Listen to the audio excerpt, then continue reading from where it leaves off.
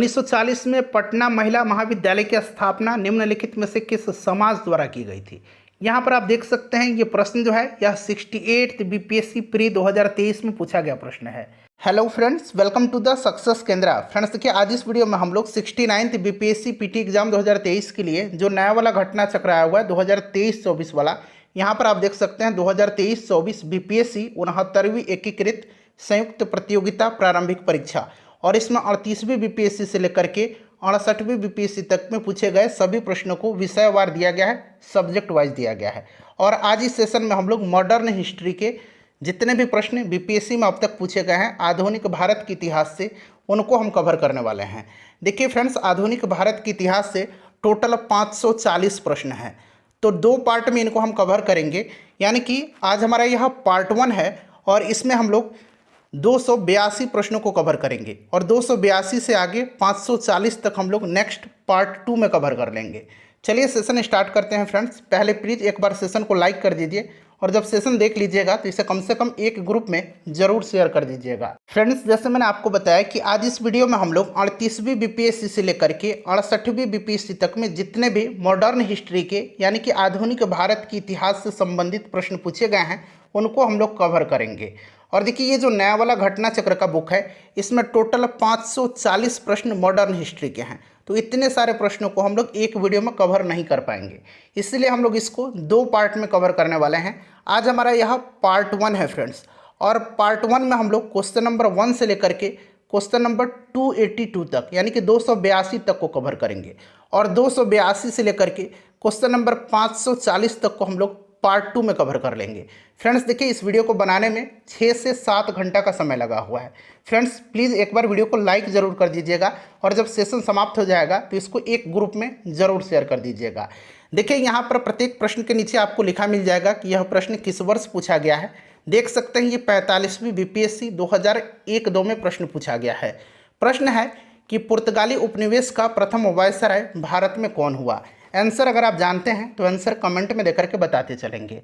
देखिए, भारत में प्रथम पुर्तगाली वायसराय के रूप में फ्रांसिस्को द अल्मीड़ा का आगमन हुआ। वह 1505 ईस्वी में भारत पहुंचा। राइट आंसर इसका ऑप्शन नंबर सी हो जाएगा, फ्रांसिस्को द अल्मीड़ा। नेक्स्ट क्वेश्चन कर लेंगे। चूंकि प्रश्नों की संख्या ज़्यादा है इसीलिए हम लोग थोड़ा सा जल्दी सेशन को कवर करेंगे। फ्रेंड्स सपोर्ट करिएगा ताकि जल्दी से हम लोग सेशन को कवर कर लें। इससे पहले मैंने आपको साइंस वाला पोर्शन कवर करा दिया था, फिजिक्स, केमिस्ट्री और बायो को अलग अलग वीडियो में। अगर आपने नहीं देखा है तो देख लीजिएगा, लिंक डिस्क्रिप्शन बॉक्स में मिल जाएगा। चलिए, दूसरा प्रश्न है कि बंगाल की खाड़ी में समुद्री डकैती हेतु हुगली का उपयोग कौन करता था। तो पुर्तगालियों के द्वारा हुगली को बंगाल की खाड़ी में समुद्री लूटपाट के लिए अड्डे के रूप में इस्तेमाल किया जाता था। राइट आंसर इसका ऑप्शन सी हो जाएगा, पुर्तगाली। जो भी आंसर बीपीएससी के द्वारा दिया गया है, इस बुक में दिया गया है, वही मैं आपको बताऊंगा।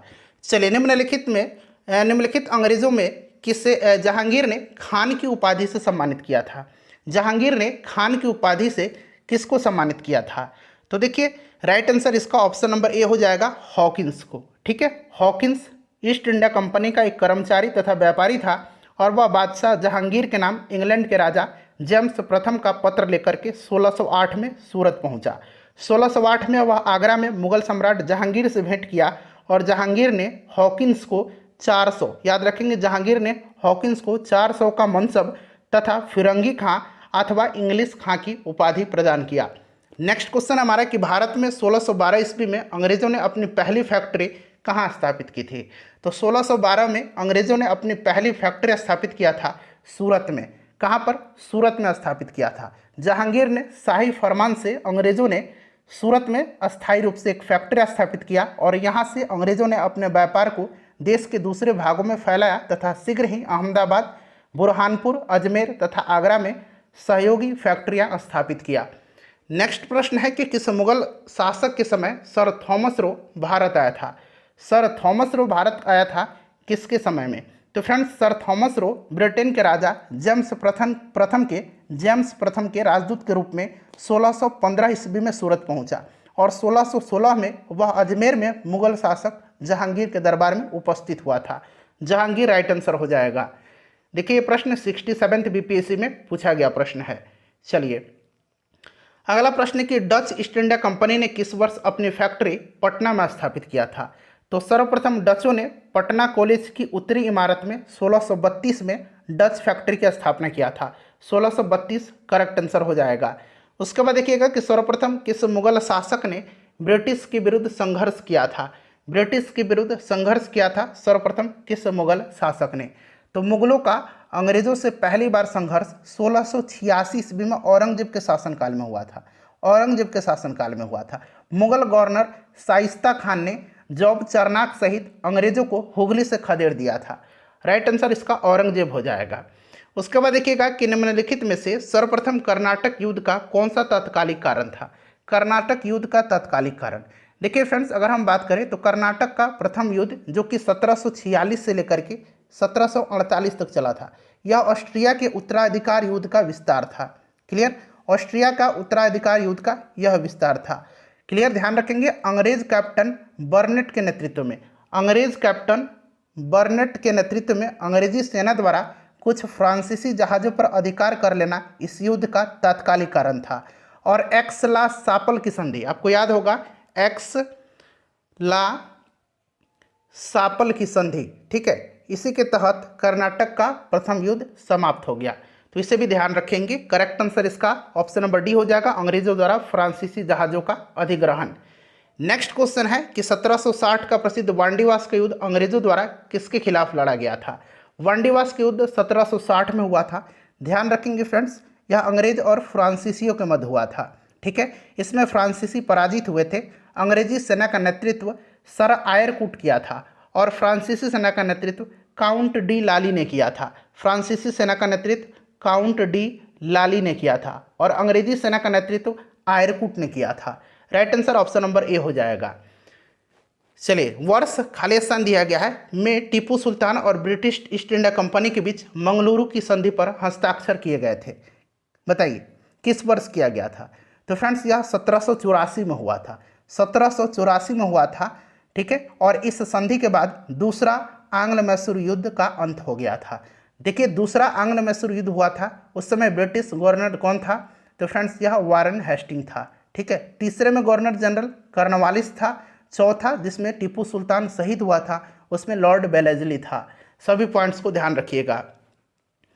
उसके बाद देखिए, निम्नलिखित में किस अंग्रेज अधिकारी ने पुर्तगालियों को स्वाली के स्थान पर हराया था। स्वाली के स्थान पर हराया था, तो फ्रेंड्स ये हराया था थॉमस बेस्ट ने। थॉमस बेस्ट राइट आंसर हो जाएगा।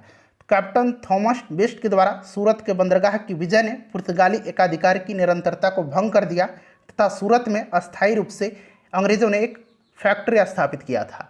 चलिए, नेक्स्ट क्वेश्चन है हमारा कि उस क्षेत्र की पहचान करें जहां से यूरोप वासियों को सर्वोत्तम सोरा और अफीम प्राप्त होता था। तो ये प्राप्त होता था कहां से। तो फ्रेंड्स यह बिहार से। बिहार इसका करेक्ट आंसर हो जाएगा। चलिए, अगला प्रश्न कर लेंगे कि अंग्रेजी शासनकाल में भारत का कौन सा क्षेत्र अफीम उत्पादन हेतु प्रसिद्ध था। तो अफीम उत्पादन हेतु प्रसिद्ध था बिहार। अगला प्रश्न है क्वेश्चन नंबर 14 कि इलाहाबाद की संधि के बाद रॉबर्ट क्लाइव ने मुर्शिदाबाद का उपदीवान किससे बनाया था। अच्छा, आप देखिएगा इलाहाबाद की संधि याद रखेंगे, शाह आलम द्वितीय ने 12 अगस्त, यहाँ मैं लिख देता हूँ 12 अगस्त 1765, ठीक है, 12 अगस्त 1765 को जो है बंगाल, बिहार और उड़ीसा की दीवानी अंग्रेजों को प्रदान किया था। ठीक है, याद रखेंगे कंपनी ने दीवानी कार्य के लिए 2 उपदीवान नियुक्त किया था। मुर्शिदाबाद यानी कि बंगाल के लिए मोहम्मद रजा को, ठीक है, मोहम्मद रजा खान को, और बिहार के लिए सीताब राय को नियुक्त किया था। तो यहाँ पर मुर्शिदाबाद बंगाल के लिए मोहम्मद रजा खान को और सीताब राय को बिहार के लिए। चलिए, नेक्स्ट क्वेश्चन है हमारा कि सम्राट शाह आलम द्वितीय ने ईस्ट इंडिया कंपनी को बंगाल, बिहार तथा उड़ीसा की दीवानी कब प्रदान किया था। तो अभी मैंने आपको बताया 12 अगस्त 1765 को। नेक्स्ट क्वेश्चन है कि मुगल बादशाह बहादुर शाह जफर के बारे में कहा जाता था कि उनके साम्राज्य की सीमा थी। तो देखिए, राइट आंसर इसका क्या हो जाएगा। तो ये बहादुर शाह जफर के बारे में नहीं बल्कि मुगल शासक शाह आलम द्वितीय के बारे में फारसी भाषा में एक कहावत प्रसिद्ध थी कि सल्तनत ए शाह आलम अज दिल्ली तापालम। सल्तनत ए शाह आलम अज दिल्ली तापालम, अर्थात शाह आलम के काल में मुगल साम्राज्य सिकुड़ते सिमटते दिल्ली के लाल किले से पालम गांव तक रह गया था। ठीक है, और बीपीएससी ने इसका जो इस प्रश्न का आंसर है उसको निरस्त कर दिया था। तो राइट आंसर इसीलिए इनमें से कोई नहीं होना चाहिए। चलिए नेक्स्ट क्वेश्चन है कि रंजीत सिंह ने सुप्रसिद्ध कोहिनूर हीरा किससे प्राप्त किया था। देखिए 1800 ईस्वी में अहमद शाह अब्दाली का पौत्र शाह शुजा काबुल की गद्दी पर बैठा, परंतु उसके भाई शाह महमूद ने शक्तिशाली बरकजई सरदार फतह खान और दोस्त मोहम्मद की सहायता से 1809 ईस्वी में उसको विस्थापित कर दिया तथा स्वयं कश्मीर और पेशावर पर अधिकार कर लिया। इसी अवसर पर शाह शुजा ने काबुल का राज्य प्राप्त करने के लिए रंजीत सिंह से सहायता मांगी और उन्हें कोहिनूर यानी कि कोहिनूर हीरा भेंट किया था। तो शाह शुजा इसका राइट आंसर हो जाएगा। टीपू सुल्तान ने अपनी राजधानी कहाँ बनाया था। टीपू सुल्तान ने राजधानी बनाया था श्रीरंगपट्टनम को। ऑप्शन ए राइट आंसर हो जाएगा। श्रीरंगपट्टनम में अपनी राजधानी बनाया और यहाँ पर जैकोबिन क्लब की स्थापना किया था और उसका सदस्य भी बना था। नेक्स्ट क्वेश्चन कर लेंगे फ्रेंड्स कि अंग्रेजों ने श्रीरंगपट्टनम की संधि किसके साथ किया था। तो श्रीरंगपट्टनम की संधि जो है यह अंग्रेजों ने टीपू सुल्तान के साथ किया था और इसी के तहत तीसरा आंग्ल मैसूर युद्ध समाप्त हुआ था। ठीक है, और तीसरे आंग्ल मैसूर युद्ध के समय गवर्नर जनरल कौन था, तो ये भी ध्यान रखेंगे कॉर्नवालिस था। ठीक है, तो ये टीपू सुल्तान हो जाएगा। चलिए ठगों का उन्मूलन किसके नेतृत्व में हुआ था। तो ठगों का उन्मूलन लॉर्ड विलियम बेंटिक के समय में हुआ था। 1830 में 1830 में लॉर्ड विलियम बेंटिक ने कैप्टन सलीमन के नेतृत्व में जो है ठगों का उन्मूलन किया था। ठीक है, ठगों के विरुद्ध कार्रवाई करने के लिए सलीमन को नियुक्त किया और उसने लगभग 1500 ठगों को बंदी बना लिया। अनेक ठगों को फांसी दी गई और शेष को आजीवन निर्वासित कर दिया गया। 1837 ईस्वी के पश्चात संगठित रूप से ठगों का अंत हो गया। तो राइट आंसर इसका कैप्टन सलीमन हो जाएगा। देखिए निम्न में से कौन सा, यहाँ पर देखिए कौन से सामाजिक सुधार विलियम बेंटिक ने प्रारंभ किए थे। यहाँ से आप चुन करके बताइए और नीचे से आंसर आपको यहाँ से बताना है। ठीक है, 67वीं बीपीएससी री एग्जाम का यह प्रश्न है। चलिए अब यहाँ पे 1829 में सती प्रथा को अपराध घोषित करके उसका उन्मूलन किया था विलियम बेंटिक ने। विलियम बेंटिक के काल में ही भारत सरकार अधिनियम 1833 पारित किया गया था और इसमें दास प्रथा के उन्मूलन का भी प्रावधान किया गया था। उसके बाद बेंटिक ने ठगों के गिरोह का भी अंत किया था, जैसे कि मैंने आपको बताया कि सलीमन की सहायता से ठगी प्रथा का अंत किया था। धर्म परिवर्तन के कारण अयोग्यता के प्रावधान को 1850 में हटाया गया था। 1850 में उस समय लॉर्ड विलियम बेंटिक नहीं था। लॉर्ड विलियम बेंटिक 1835 में इंग्लैंड वापस चला गया था। तो देखिए ये तीसरा नहीं होगा, बाकी पहला, दूसरा और चौथा इसका करेक्ट आंसर हो जाएगा। तो पहला, दूसरा और चौथा जो कि ऑप्शन नंबर सी में है इसका राइट आंसर है। 67th बीपीएससी प्री री एग्जाम में यह प्रश्न 2022 में पूछा गया है, पिछले साल। देखिए किसने सिंध विजिट कर उसका अधिग्रहण किया। किसने सिंध विजिट कर उसका अधिग्रहण किया था। तो 1843 में अफगानिस्तान युद्ध के बाद चार्ल्स नेपियर ने सिंध का विलय ब्रिटिश साम्राज्य में किया था। चार्ल्स नेपियर ने, याद रखेंगे। ये भी 67th प्री का री एग्जाम का प्रश्न है। बंगाल में द्विशासन प्रणाली किसके द्वारा लागू की गई थी। तो फ्रेंड्स यह लागू किया गया था किसके द्वारा।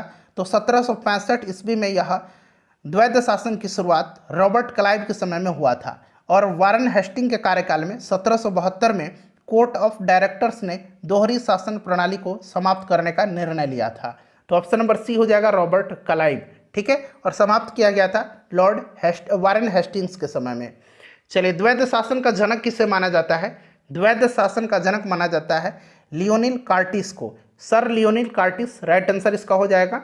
अगला प्रश्न है कि भारत में प्रथम रेलवे लाइन किस ब्रिटिश गवर्नर के समय में बिछाई गई थी। तो ये क्वेश्चन आसान है, मैं एक्सप्लेनेशन उतना नहीं दूंगा आपको। ठीक है, भारत में रेलगाड़ी की दिशा में प्रथम प्रयास आपको पता है कि डलहौजी के द्वारा किया गया था और 1853 में बम्बई से थाने के बीच इसी के समय में रेलवे लाइन बिछाई गई थी। चलिए तो ये डलहौजी हो जाएगा। उसके बाद देखिए मुंगेर का बरहिया ताल विरोध का उद्देश्य क्या था। मुंगेर का बरहिया ताल विरोध का उद्देश्य बकास्त भूमि की वापसी की मांग करना था। ठीक है, बकास्त भूमि की वापसी की मांग। इस आंदोलन में कार्यानंद शर्मा का नेतृत्व महत्वपूर्ण था। कार्यानंद शर्मा के नेतृत्व में यह चलाया गया था। Right answer option number A हो जाएगा, बकास्त भूमि की वापसी। चलिए 1857 में भारत का गवर्नर जनरल कौन था। 1857 में भारत का गवर्नर जनरल लॉर्ड कैनिंग था और यहाँ आखिरी गवर्नर जनरल था और ब्रिटिश साम्राज्य का दिन नियुक्त भारत का यह पहला वायसराय था। ठीक है, कैनिंग राइट आंसर हो जाएगा। उसके बाद देखिएगा कि अंग्रेजी भारतीय सेना में चर्बी वाले कारतूस से चलने वाली एनफील्ड राइफल कब शामिल की गई थी? तो फ्रेंड्स देखिए, यह शामिल किया गया था कब? तो यह शामिल किया गया था दिसंबर 1856 में। इस राइफल में दमदम, अंबला और सियालकोट के बने चर्बीयुक्त कारतूस का प्रयोग किया जाता था, जिसमें गाय और सुअर की चर्बी लगी होती थी। और इस नई राइफल में कारतूस के ऊपर के भाग को मुंह से काटना पड़ता था। जनवरी 1857 में बंगाल सेना ने यह अफवाह फैल गई बंगाल सेना में कि चर्बी वाले कारतूस में गाय और सुअर की चर्बी है। सैनिक अधिकारियों ने इस अफवाह को जांच किया, परंतु इसका खंडन कर दिया कि इसमें ऐसी कोई बात नहीं है। किंतु सैनिकों को विश्वास हो गया था कि चर्बी वाले कारतूसों का प्रयोग उनके धर्म को भ्रष्ट करने के लिए एक निश्चित ही साजिश है, प्रयत्न किया जा रहा है। यही कारतूस 1857 के विद्रोह का तात्कालिक कारण बना था। चलिए अगला प्रश्न है हमारा कि 1857 के विद्रोह का नेतृत्व बिहार में किसने किया था? तो ऑब्वियसली आपको पता है कि ये वीर कुंवर सिंह थे। चलिए रिपीटेड प्रश्न है, बीपीएससी का फेवरेट क्वेश्चन है। बिहार में 1857 के विद्रोह का नेतृत्व किसने किया था? तो फ्रेंड्स ये वीर कुंवर सिंह राइट आंसर हो जाएगा। ठीक है, कुंवर सिंह करेक्ट आंसर हो जाएगा। चलिए अगला प्रश्न कर लेंगे। नेक्स्ट क्वेश्चन है हमारा कि जगदीशपुर के किस व्यक्ति ने 1857 के विप्लव में क्रांतिकारियों का नेतृत्व किया था? कुंवर सिंह थे। देखिए ये प्रश्न फ्रिक्वेंटली कई बार पूछा गया है।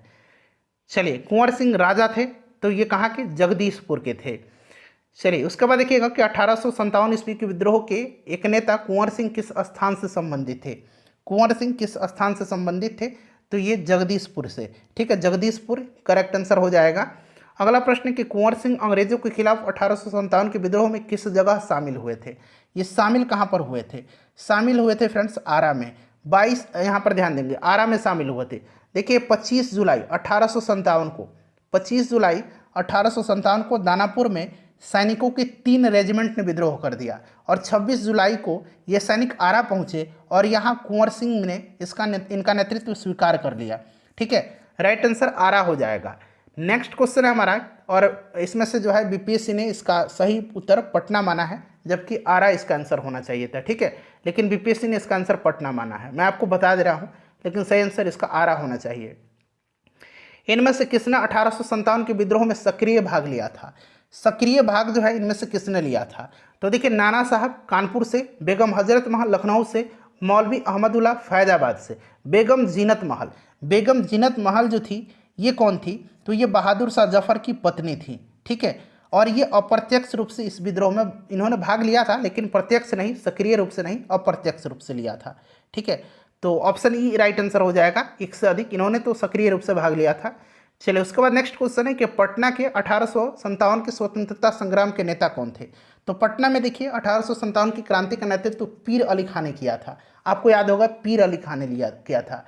पटना का कमिश्नर कौन था? तो विलियम टेलर उस समय था। प्रश्न बनता है विलियम टेलर था।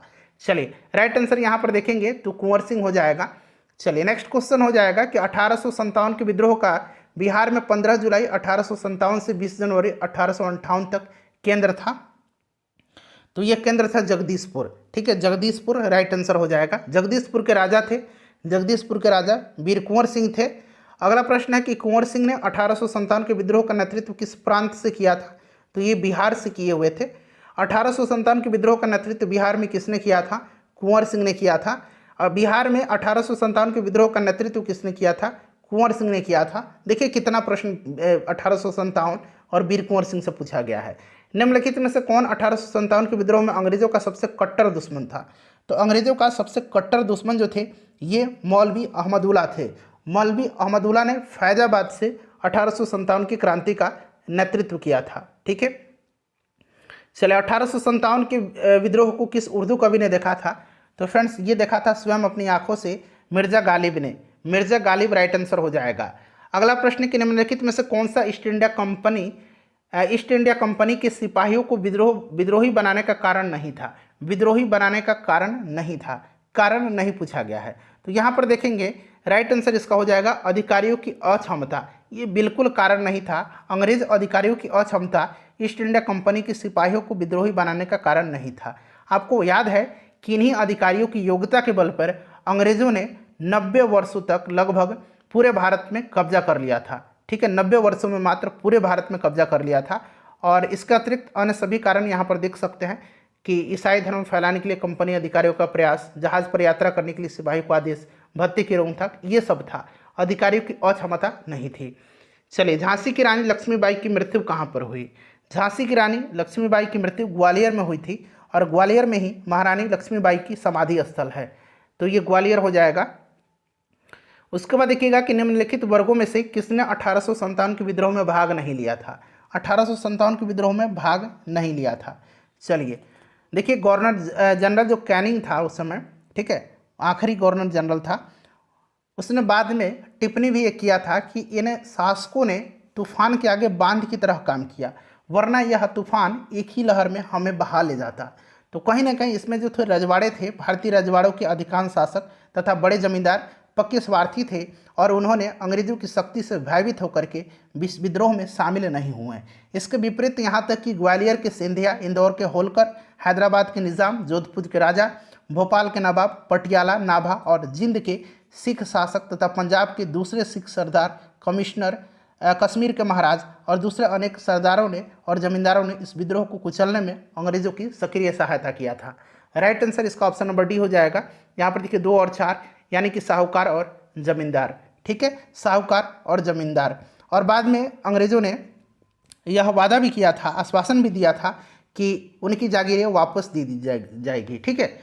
चलिए अगला प्रश्न कर लेंगे कि निम्नलिखित में से कौन सा कथन सही है? सभी कथन को एक बार पढ़ेंगे और राइट आंसर हम बताएंगे इसका कि क्या होगा। पहले आप कथन को पढ़ लीजिए। चलिए, 1857 में दरभंगा, डुमराव और हटवा के महाराजाओं और उनके साथी जमींदारों ने आदमी तथा पैसे से जमींदार अंग्रेजों की मदद किया था। बिल्कुल सही है, ठीक है। इन्होंने जो है यहाँ पर जमींदारों को अंग्रेजों को जो है मदद किया था, दरभंगा, डुमराव और हटवा के जमींदार। ऑप्शन ए जो है ये सही दिया गया है, बाकी ऑप्शन भी पढ़ लीजिए आप। चलिए उसके बाद देखिए 1857 के विद्रोह में से बिहार का कौन सा भाग अप्रभावित रहा था? अप्रभावित जो रहा था ये कौन सा भाग रहा था? तो फ्रेंड्स यह रहा था केवल मुंगेर। केवल मुंगेर जो है अप्रभावित रहा था, तो ऑप्शन इसका 5 राइट आंसर हो जाएगा। चलिए नेक्स्ट क्वेश्चन है कि 1857 का विद्रोह लखनऊ में किसके नेतृत्व में आगे बढ़ा था? तो लखनऊ में बेगम हजरत महल, तो बेगम ऑफ अवध हो जाएगा, ऑप्शन ए राइट आंसर हो जाएगा। चलिए, कानपुर से तात्या टोपे नाना साहब और झांसी से रानी लक्ष्मीबाई ने नेतृत्व प्रदान किया था। 1857 का विद्रोह मुख्यतः किस कारण से असफल रहा था? तो ये कारण जो था यह किसी सामान्य योजना और केंद्रीय संगठन की कमी थी, ठीक है, ऑप्शन बी इसका राइट आंसर हो जाएगा। नेक्स्ट क्वेश्चन है, निम्न कथन पर विचार करें और यहाँ से आपको आंसर चुनना है, नीचे दिए गए कोड में सही उत्तर चुनना है। देखिए एक कथन क है और दूसरा कथन का है। 1857 में प्रथम स्वतंत्रता संग्राम ब्रिटिश सरकार से स्वतंत्रता प्राप्त करने में असफल रहा, ये तो बिल्कुल सही दिया गया है, ठीक है। बहादुर शाह जफर के नेतृत्व को जन सहयोग नहीं मिला था और अधिकांश महत्वपूर्ण रियासतों के शासक उनका साथ देने से कतरा गए थे, ये भी सही है। और इसमें असफल इसलिए हो गए थे स्वतंत्रता प्राप्त करने में क्योंकि यहाँ पर जो है लोगों का सहयोग नहीं मिला था। तो ये दोनों जो है क और का दोनों सही है, क और का दोनों सही है, और ये का जो है ना यह क का सही स्पष्टीकरण कर रहा है, तो इसीलिए ऑप्शन ए राइट आंसर इसका हो जाएगा। चलिए अगला प्रश्न कर लेंगे फ्रेंड्स। नेक्स्ट क्वेश्चन है कि महारानी विक्टोरिया ने भारतीय प्रशासन को ब्रिटिश ताज के नियंत्रण में लेने की घोषणा कब किया था? तो ये क्या था? 1 नवंबर 1858 को, 1 नवंबर 1858 को, ठीक है, ध्यान रखेंगे 1 नवंबर 1858 को राइट आंसर इसका हो जाएगा। विक्टोरिया ने, रानी विक्टोरिया ने भारतीय प्रशासन को ब्रिटिश ताज के नियंत्रण में लेने की घोषणा की और इस घोषणा के बाद भारत में कंपनी के शासन को समाप्त कर भारत को सीधे ब्रिटिश क्राउन का अधीन कर दिया गया। अगला प्रश्न है कि 1857 के विद्रोह के बाद ब्रिटिश सरकार ने सिपाहियों का इन प्रांत से चयन किया था। किस प्रांत से चयन किया था? तो फ्रेंड्स यह किया था गोरखा, सिख और पंजाबी उत्तर प्रांत से, ठीक है, तो ऑप्शन इसका सी राइट आंसर हो जाएगा। निम्नलिखित में से किसने 1857 के विद्रोह को एक षड्यंत्र की संज्ञा दिया था? षड्यंत्र की संज्ञा दिया था सर जेम्स आउट्रम और डब्ल्यू टेलर ने। जेम्स आउट्रम और डब्ल्यू टेलर ने। जॉन लॉरेंस और सीले के अनुसार क्या था? यह एक सैनिक विद्रोह था। जॉन लॉरेंस और सीले ने इसको एक सैनिक विद्रोह कहा था। अगला प्रश्न है हमारा कि 1857 के विद्रोह को किसके द्वारा प्रथम भारतीय स्वतंत्रता संग्राम के रूप में वर्णित किया गया है? तो ये वी.डी. सावरकर हैं, ऑप्शन ए हो जाएगा। उसके बाद देखिए निम्नलिखित में से कौन सा आयोग 1857 के विद्रोह के दमन के बाद भारतीय फौज के नौ संगठन से संबंधित है? तो यह पील कमीशन है। पील कमीशन है, पील आयोग है, ऑप्शन नंबर बी इसका राइट आंसर हो जाएगा, पील आयोग। ठीक है, चलिए, जिसमें सेना के रेजिमेंटों को जाति, समुदाय और धर्म के आधार पर विभाजित किया। यूरोपीय सैनिकों की संख्या जो 1857 के पूर्व 45,000 थी उसको 65,000 कर दिया गया था, और भारतीय सैनिकों की संख्या 2,38,000 से घटा करके महज 1,40,000 कर दिया गया था। बंगाल में यूरोपीय सैनिकों को भारतीय सैनिकों से 1:2 का अनुपात में रखा गया, जबकि मद्रास और मुंबई में यह अनुपात 1:3 रखा गया। ठीक है, चलिए, नील विद्रोह किसके बारे में था? नील विद्रोह किसके बारे में था? चलिए सभी ऑप्शन को पढ़िए, राइट आंसर क्या होगा? तो फ्रेंड्स ये जो है यह आपका होगा, रैयत नील की खेती नहीं करना चाह रहे थे, पर उनसे एक अमान्य मूल्य पर जबरदस्ती खेती करवाई जा रही थी। तो ऑप्शन इसका सी राइट आंसर हो जाएगा, नील विद्रोह इसी के बारे में था। चलिए आगे बढ़ेंगे, नेक्स्ट क्वेश्चन कर लेंगे कि नील कृषकों की दुर्दशा पर लिखी गई पुस्तक नील दर्पण के लेखक कौन है? नील दर्पण के लेखक जो है ये दीनबंधु मित्र हैं, दीनबंधु मित्र करेक्ट आंसर हो जाएगा। चलिए, वह प्रथा जिसके तहत किसान स्वयं भूमि का मालिक होता है और सरकार को भू राजस्व के भुगतान के लिए जिम्मेवार माना जाता है, बताइएगा। तो यह आपका कौन सा है? तो यह रैयतवाड़ी प्रथा है, रैयतवाड़ी व्यवस्था। इसके अंतर्गत किसान स्वयं भूमि का मालिक होता है और सरकार को भू राजस्व के भुगतान के लिए जिम्मेदार मानता है। थॉमस मुनरो और कैप्टन रीड ने यह रैयतवाड़ी व्यवस्था स्टार्ट किया था। पागलपंथ की स्थापना किसने किया था? पागलपंथ की स्थापना किया था करमशाह ने। ठीक है, पागलपंथ एक अर्ध धार्मिक संप्रदाय था जिसे उत्तरी बंगाल के करमशाह ने चलाया था। करमशाह की मृत्यु के बाद इनका पुत्र टीपू इसका नेतृत्व किया था। ठीक है, करमशाह राइट आंसर हो जाएगा। फराजी कौन थे? फराजी कौन थे? तो फराजी लोग बंगाल के फरीदपुर के हाजी शरियतुल्लाह द्वारा चलाए गए संप्रदाय के अनुयायी थे। ठीक है, और अंत में इस संप्रदाय के अनुयायी बहावी दल में जाकर के सम्मिलित हो गए। तो राइट आंसर हो जाएगा इसका हाजी शरियतुल्लाह के अनुयायी। नेक्स्ट है कि फराजी आंदोलन शुरुआत किसने किया था? तो फराजी आंदोलन का शुरुआत हाजी शरियतुल्लाह ने किया था, अभी मैंने आपको बताया भी। चलिए, कूका आंदोलन को किसने संगठित किया था? कूका आंदोलन को संगठित किसने किया था? तो इसको संगठित किया था कूका आंदोलन को गुरु राम सिंह ने, गुरु राम सिंह ने किया था। ठीक है, गुरु राम सिंह ने कूका आंदोलन को संगठित किया था तथा जुझारू बनाया था। इनका उद्देश्य सिख धर्म में प्रचलित बुराइयों और अंधविश्वासों को दूर कर इस धर्म को शुद्ध करना था। ठीक है, चलिए, गुरु राम सिंह हो जाएगा। नेक्स्ट क्वेश्चन है कि 1875 के दक्कन के दंगों का तात्कालिक कारण क्या था? दक्कन के दंगों का तात्कालिक कारण जो था ये क्या था? तो फ्रेंड्स ये महाजनों के द्वारा ऊंची ब्याज दर था, महाजनों के द्वारा ऊंची ब्याज दर था, इसीलिए इसका ऑप्शन नंबर यहाँ पर बी राइट आंसर हो जाएगा। महाराष्ट्र में रामोसी कृषक जत्था किसने स्थापित किया था? रामोसी कृषक जत्था जो है स्थापित किसने किया था? तो ये वासुदेव बलवंत फड़के ने मुंबई प्रेसिडेंसी के रामोसी जनजाति के लोगों को संगठित करके प्रशिक्षित लड़ाकू बल में परिवर्तित किया था। बाद में इनको काला पानी की सजा दे दी गई और 1883 में 1883 में आमरण अनशन में इनकी मृत्यु हो गई थी। वासुदेव बलवंत फड़के हो जाएगा राइट आंसर। देखिए, रामोसी विद्रोह सही रूप में किस भौगोलिक इलाके में हुआ था? रामोसी विद्रोह जो हुआ था यह पश्चिमी घाट में हुआ था, पश्चिमी घाट में रामोसी विद्रोह हुआ था। ठीक है, और सरदार चित्तर सिंह के नेतृत्व में यह रामोसी विद्रोह हुआ था पश्चिमी घाट में। उसके बाद देखिए, बघेरा विद्रोह कहाँ पर हुआ था? बघेरा विद्रोह जो है यह बड़ौदा में हुआ था, बड़ौदा में हुआ था बघेरा विद्रोह। ठीक है, बड़ौदा में हुआ था। बड़ौदा के गायकवाड़ों ने अंग्रेजी सेना की सहायता से बघेरों से अधिक कर एकत्र करने का प्रयत्न किया था, जिसके परिणाम स्वरूप बघेरा सरदारों ने विद्रोह कर दिया था। यह विद्रोह 1819-20 में चला था और 20 में यह समाप्त हो गया था, 1820 में। नेक्स्ट क्वेश्चन है कि बिहार का चौरी विद्रोह किस वर्ष हुआ था? अब देखिए, यहाँ पर जो है चौरी विद्रोह ऐसा कोई भी प्रमाण नहीं है इस विद्रोह का जो कि बिहार में हुआ था। ठीक है, कहीं भी चौरी विद्रोह का उल्लेख प्राप्त नहीं होता है। संभवतः बीपीएससी जो है चुआर विद्रोह पूछना चाह रहा था, ऐसा ये घटना चक्र में लिखा गया है।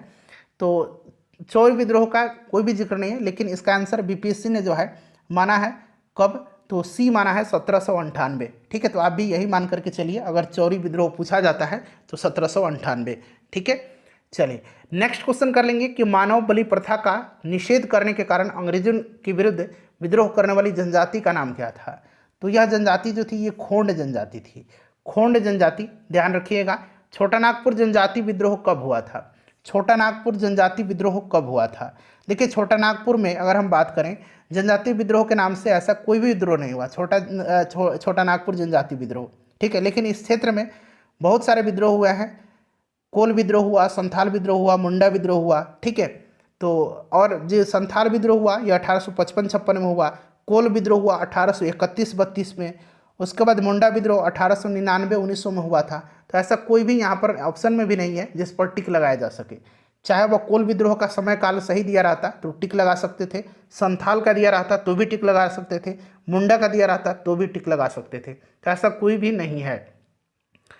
चलिए अगला प्रश्न कर लेंगे। नेक्स्ट क्वेश्चन है कि 1855 में संथालों ने किस अंग्रेज कमांडर को हराया था? तो ये मेजर बारो को हराया था। आपको याद होगा मेजर बारो को हराया था। चलिए, कौन सा? संथालों ने। संथाल विद्रोह जो हुआ था, आपको याद होगा कि संथालों ने 1855 में भागलपुर क्षेत्र के भोगनाडीह तालुके में विद्रोह किया था, ठीक है। और इसका नेतृत्व सीधो कान्हो, चांद और भैरव ने किया था। संथाल विद्रोह को दबाने के लिए मेजर बारो के नेतृत्व में एक सेना भेजी गई थी जिसे संथालों ने पराजित कर दिया था। अगला प्रश्न है हमारा कि 1855 ईस्वी में संथाल विद्रोह का नेतृत्व किसने किया था? तो अभी मैंने बताया था आपको, सीधो और कान्हो ने, ठीक है। तो सीधो और कान्हो दिया गया है। संथाल विद्रोह के नेता कौन थे? देखिए प्रश्न लगातार पूछा जा रहा है, सीधो और कान्हो। नेक्स्ट क्वेश्चन है कि मुंडाओं ने विद्रोह खड़ा किया था। मुंडा विद्रोह जो हुआ था फ्रेंड्स, यह 1899-1900 में हुआ था, ठीक है। 1895 में यहाँ पर विकल्प में निकटतम उत्तर दिया गया 1800, यहाँ पर देखिए 95। तो 1899-1900 में हुआ था। तो ऑप्शन डी इसका आंसर दिया गया है, निकटतम है इसीलिए। चलिए आगे बढ़ेंगे, नेक्स्ट क्वेश्चन कर लेंगे। अगला प्रश्न कि उलगुलान विद्रोह किससे जुड़ा हुआ है? उलगुलान विद्रोह मुंडा विद्रोह से जुड़ा हुआ है। मुंडा विद्रोह राइट आंसर हो जाएगा। तो बिरसा मुंडा इसका करेक्ट आंसर हो जाएगा, ठीक है। मुंडा विद्रोह को उलगुलान महान विद्रोह यानी कि महान हलचल के नाम से जाना गया है। चलिए, बिरसा मुंडा का कार्य क्षेत्र कौन सा था? तो ऑब्वियसली कार्य क्षेत्र इनका रांची हो जाएगा। चलिए 1899-1900, देखिए मुंडा विद्रोह आ गया ना। 1899-1900 ईस्वी की मुंडा क्रांति के नेता तो ये बिरसा मुंडा थे। कौन थे? बिरसा मुंडा थे। चलिए उसके बाद देखिए बिरसा मुंडा किसके पक्ष में थे? तो बिरसा मुंडा जो थे ये झारखंड हो जाएगा राइट आंसर, ठीक है। झारखंड इसका राइट आंसर हो जाएगा। चलिए झारखंड हो जाएगा करेक्ट आंसर। अगला प्रश्न करेंगे कि 1831 में बुधो भगत के नेतृत्व में कोल विद्रोह किस क्षेत्र में हुआ था? कोल विद्रोह जो हुआ था यह बुधो भगत के नेतृत्व में हुआ था छोटा नागपुर क्षेत्र के सिंहभूम, पलामू, हजारीबाग तथा मानभूम क्षेत्र में, ठीक है। तो यहाँ पर देखिए सिंहभूम दिया गया है। चलिए नेक्स्ट क्वेश्चन करेंगे कि हौज विद्रोह हुआ था। हौज विद्रोह जो हुआ था यह 1820-21 के दौरान हुआ था। इसका केंद्र जो रहा वो संथाल परगना था, ठीक है। 1820-21 किस स्थान पर आदिवासियों ने अंग्रेजों के खिलाफ विद्रोह किया था? तो फ्रेंड्स ये कहाँ पर किया था? तो आदिवासियों ने किया था बिहार में भी। उस समय बिहार में झारखंड था। तो आपको याद होगा कि हो जनजाति ने 1820-21 में और पुनः 1831 में ब्रिटिश सेना को चुनौती दिया था। और साथ ही साथ यहाँ पर आप देखेंगे तो सिंध के जनजातियों ने भी अंग्रेजों के विरुद्ध विद्रोह किया था। तो सिंध के भी थे और बिहार के भी थे। तो एक से अधिक राइट आंसर दिया गया है। इनमें से किसने अंग्रेजी ईस्ट इंडिया कंपनी के कंट्रोल के खिलाफ बगावत नहीं किया था? ये थे हैदराबाद के निज़ाम। बाकी यहाँ पर विजयनगरम के राजा ने किया था, तमिलनाडु के पोलीगर ने किया था और त्रावणकोर के दीवान वेलुथम्पी ने भी किया था। हैदराबाद के निज़ामों ने नहीं किया था। नेक्स्ट क्वेश्चन है कि बंकिम चंद्र चटर्जी के आनंद मठ में किस विद्रोह का उल्लेख है? तो इसमें सन्यासी विद्रोह का उल्लेख है, ठीक है। बंकिम चंद्र चटर्जी की कृति आनंद मठ का जो कथानक सन्यासी विद्रोह पर आधारित है, वंदे मातरम गीत, इसी आनंद मठ से लिया गया है। अफगानिस्तान के प्रति आक्रामक नीति किस वायसराय ने अपनाई थी? अफगानिस्तान के प्रति आक्रामक नीति को अपनाया था लॉर्ड लिटन ने। किसने? लॉर्ड लिटन ने अपनाया था। लॉर्ड लिटन इसका राइट आंसर हो जाएगा। चलिए अगला प्रश्न है कि 1878 का वर्नाक्यूलर प्रेस एक्ट किसने रद्द किया था? वर्नाक्यूलर प्रेस एक्ट को रद्द किसने किया था?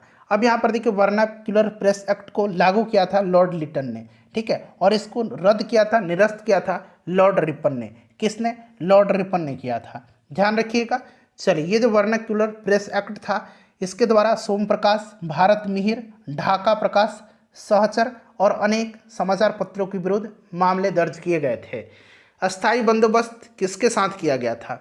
अस्थाई बंदोबस्त 1793 में लॉर्ड कॉर्नवालिस ने एक नई भू व्यवस्था स्टार्ट किया था, अस्थाई बंदोबस्त प्रणाली।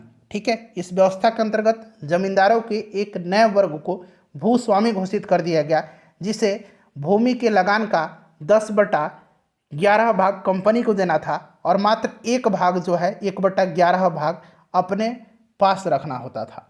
चलिए, राइट आंसर इसका क्या हो जाएगा? ऑप्शन ए हो जाएगा जमींदारों के साथ। बिहार में परमानेंट सेटलमेंट यानी कि अस्थायी बंदोबस्त लागू करने का कारण क्या था? इसका कारण भू राजस्व निर्णय करना था। तो ऑप्शन सी इसका राइट आंसर हो जाएगा, भू राजस्व निर्णय करना। चलो, उसके बाद देखिए रैयतवाड़ी व्यवस्था सर्वप्रथम कहाँ लागू की गई थी? रैयतवाड़ी व्यवस्था सर्वप्रथम मद्रास प्रेसिडेंसी में अलेक्जेंडर रीड के द्वारा 1782 में जो है तमिलनाडु के बारामहल क्षेत्र में लागू की गई थी। उसके बाद यह व्यवस्था बम्बई प्रेसिडेंसी में भी लागू किया गया था, थॉमस मुनरो और कैप्टन रीड, मैंने बताया था ना, रैयतवाड़ी व्यवस्था से ये संबंधित हैं। चलिए आगे बढ़ेंगे, नेक्स्ट क्वेश्चन कर लेंगे। तो राइट आंसर यहाँ मद्रास हो जाएगा इसका। उसके बाद देखिएगा कि रिक्त स्थानों की पूर्ति करें। यहाँ पर दिया गया है कि कब बंगाल और बिहार में भूमि पर किराएदारों के अधिकारों को बंगाल किराएदारी अधिनियम द्वारा जो है दिया गया। तो ये कब दिया गया था? 1885 में। 1885 में, ठीक है। चलिए 1885 इसका राइट आंसर हो जाएगा। नेक्स्ट क्वेश्चन है हमारा कि सत्यार्थ प्रकाश किसकी रचना है? सत्यार्थ प्रकाश जो है यह दयानंद सरस्वती जी की रचना है। दयानंद सरस्वती जी का मूल नाम, इनका मूल शंकर था, ठीक है, मूल शंकर इनका मूल नाम था। और 1875 में इन्होंने जो है आर्य समाज की स्थापना किया था। वेदों की ओर लौटो का नारा इन्होंने ही दिया था, ध्यान रखेंगे। चलिए अगला प्रश्न है हमारा कि अमृत बाजार पत्रिका की स्थापना किसने किया था? इसकी स्थापना शिशिर कुमार घोष ने किया था। किसने किया था? इसका स्थापना मोतीलाल घोष और शिशिर कुमार घोष ने कलकत्ता में किया था। तो मोतीलाल घोष का भी नाम याद रखना है आपको और शिशिर कुमार घोष का भी नाम याद रखना है। बीपीएससी है, दोनों नाम ऑप्शन में दे देगा, ठीक है। चलिए, भारत में ठगी अतिक्रमण करने का श्रेय किससे प्राप्त है? तो अभी मैंने आपको बताया था कि कर्नल स्लीमन के नेतृत्व में लॉर्ड विलियम बेंटिक ने 1830 में ठगी प्रथा का अंत किया था। तो यहाँ पर देखिए स्लीमन दिया गया है। महात्मा गांधी पर चंपारण सत्याग्रह के लिए कब अभियोग चलाया गया था? महात्मा गांधी में पर अभियोग 1917 में चलाया गया था, ठीक है, 1917 में। और रविन्द्रनाथ टैगोर ने चंपारण सत्याग्रह के दौरान ही महात्मा गांधी जी को महात्मा की उपाधि दिया था, 1917 हो जाएगा। चलिए नेक्स्ट क्वेश्चन करेंगे फ्रेंड्स कि किस वर्ष में बीडी सावरकर हिंदू महासंघ के अध्यक्ष निर्वाचित हुए थे?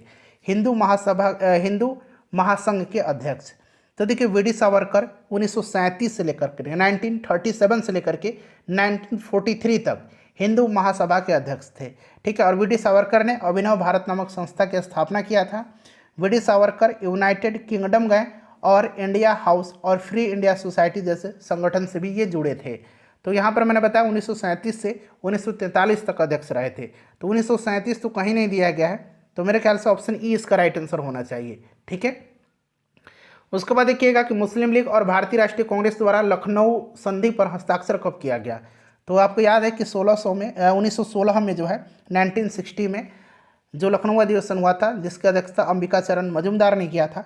इसमें जो है नरम दल और गरम दल में एकता हो गई थी और मुस्लिम लीग से एक समझौता भी हुआ था।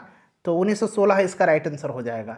सर स्टैफोर्ड क्रिप्स दिल्ली कब पहुंचा था? तो क्रिप्स आयोग आपको याद है ना, क्रिप्स मिशन जो है यह 23 मार्च 1942 को क्रिप्स मिशन भारत पहुंचा था और इसी की अध्यक्षता स्टैफोर्ड क्रिप्स कर रहा था। तो राइट आंसर हो जाएगा इसका 23 मार्च 1942। चलिए उसके बाद नेक्स्ट क्वेश्चन है कि इंग्लैंड में लॉर्ड्स के सदन में भारतीय स्वतंत्रता विधेयक कब पारित हुआ था? देखिए लॉर्ड्स के सदन में और एक हाउस ऑफ कॉमन्स में, दोनों याद रखेंगे। चलिए देखिए माउंटबेटन योजना के आधार पर ही 4 जुलाई 1947 को ब्रिटिश संसद में भारतीय स्वतंत्रता विधेयक पेश किया गया, ठीक है। और 15 जुलाई 1947 को 15 जुलाई यहाँ पर देखिए 15 जुलाई 1947 को हाउस ऑफ कॉमन्स के द्वारा और 16 जुलाई 1947 को हाउस ऑफ लॉर्ड्स के द्वारा विधेयक पारित हुआ था। हाउस ऑफ कॉमन्स पूछेगा तो याद रखना 15 जुलाई 1947 होगा और हाउस ऑफ लॉर्ड्स पूछा गया है तो 16 जुलाई 1947 होगा, ठीक है। उसके पश्चात विधेयक को राजकीय स्वीकृति 18 जुलाई 1947 को मिल गई 18 जुलाई 1947 को राजकीय स्वीकृति मिल गई। सबको ध्यान रखना है, ऑप्शन सी इसका राइट आंसर हो जाएगा। ठीक है। ऐतिहासिक मूल्यों के लिए प्रसिद्ध भारत माता को किसने पेंट किया था? तो ये पेंटिंग अवनींद्रनाथ टैगोर की है। ठीक है, आपको भी याद होगा। चलिए उसके बाद देखिएगा कि इनमें से किसे भारत में ब्रिटिश साम्राज्य का संस्थापक माना जाता है? भारत में ब्रिटिश साम्राज्य का संस्थापक माना जाता है क्लाइव को। ठीक है, राइट आंसर इसका हो जाएगा Clive, option C correct answer हो जाएगा। चलिए अगला प्रश्न कर लेंगे। चलिए नेक्स्ट क्वेश्चन है कि बनारस हिंदू विश्वविद्यालय की स्थापना किस वर्ष हुई थी? तो बनारस हिंदू विश्वविद्यालय की स्थापना 1916 में पंडित मदन मोहन मालवीय जी ने किया था। उसके बाद नेक्स्ट क्वेश्चन है कि फ्रांसीसी क्रांति के नारे स्वतंत्रता, समानता और खालिस्तान दिया गया है ने पूरी दुनिया को प्रेरित किया। स्वतंत्रता, समानता और बंधुत्व का नारा, यानी कि भाईचारा का नारा। चलिए अगला प्रश्न है कि स्वराज हमारा जन्मसिद्ध अधिकार है और हम इसे लेकर के रहेंगे, यह नारा किसने दिया था? तो यह बाल गंगाधर तिलक ने दिया था। खालिस्तान दिया गया है ने सन 1904 में भारतीय विश्वविद्यालयों पर कड़े नियंत्रण लागू करते हुए भारतीय विश्वविद्यालय अधिनियम पारित किया था। बताइए राइट आंसर क्या हो जाएगा?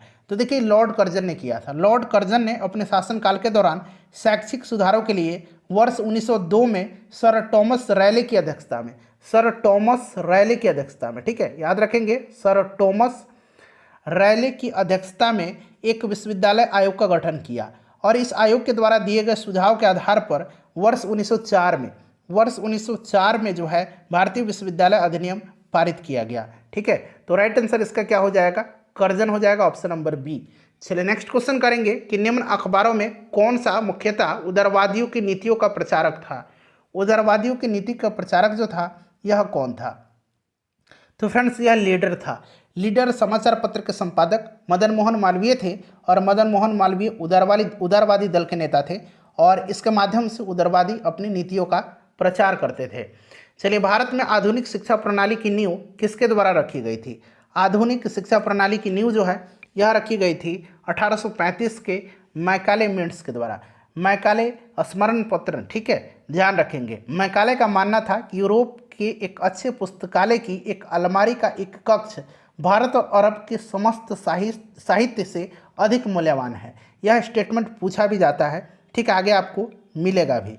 चलिए, और आपको याद होगा कि उस समय तत्कालीन गवर्नर जनरल विलियम बेंटिक के द्वारा मैकाले के प्रस्ताव को स्वीकार करते हुए भारत में अंग्रेजी को उच्च शिक्षा का माध्यम बनाए जाने की मंजूरी भी दी गई थी। तो ये ऑप्शन नंबर बी हो जाएगा।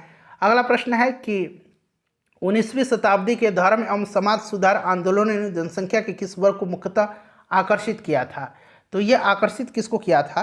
तो आकर्षित किया था इसने बुद्धिजीवी, उच्च जो नगरीय जाति थी उनको और उदार रजवाड़ों को। ठीक है, तो 1, 2 और 4 इसका राइट आंसर हो जाएगा, यानी कि ऑप्शन नंबर यहाँ पर देखेंगे तो डी में दिया गया है 1, 2 और 4। चलिए नेक्स्ट क्वेश्चन है कि भारतीय पुनर्जागरण आंदोलन के पिता कौन थे?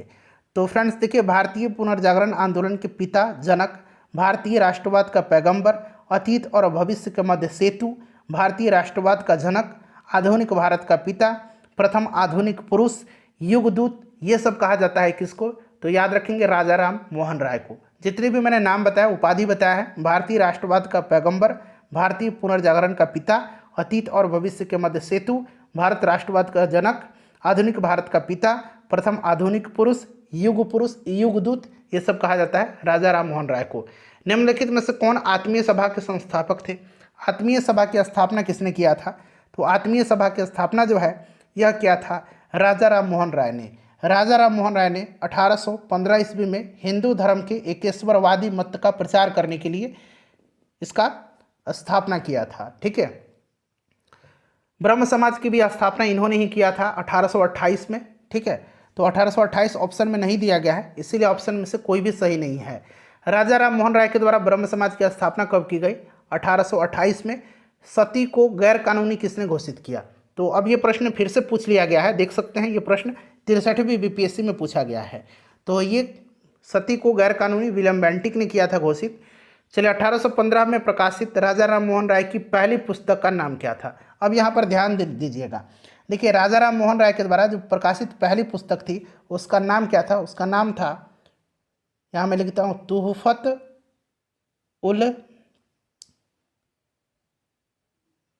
मुआहिदीन।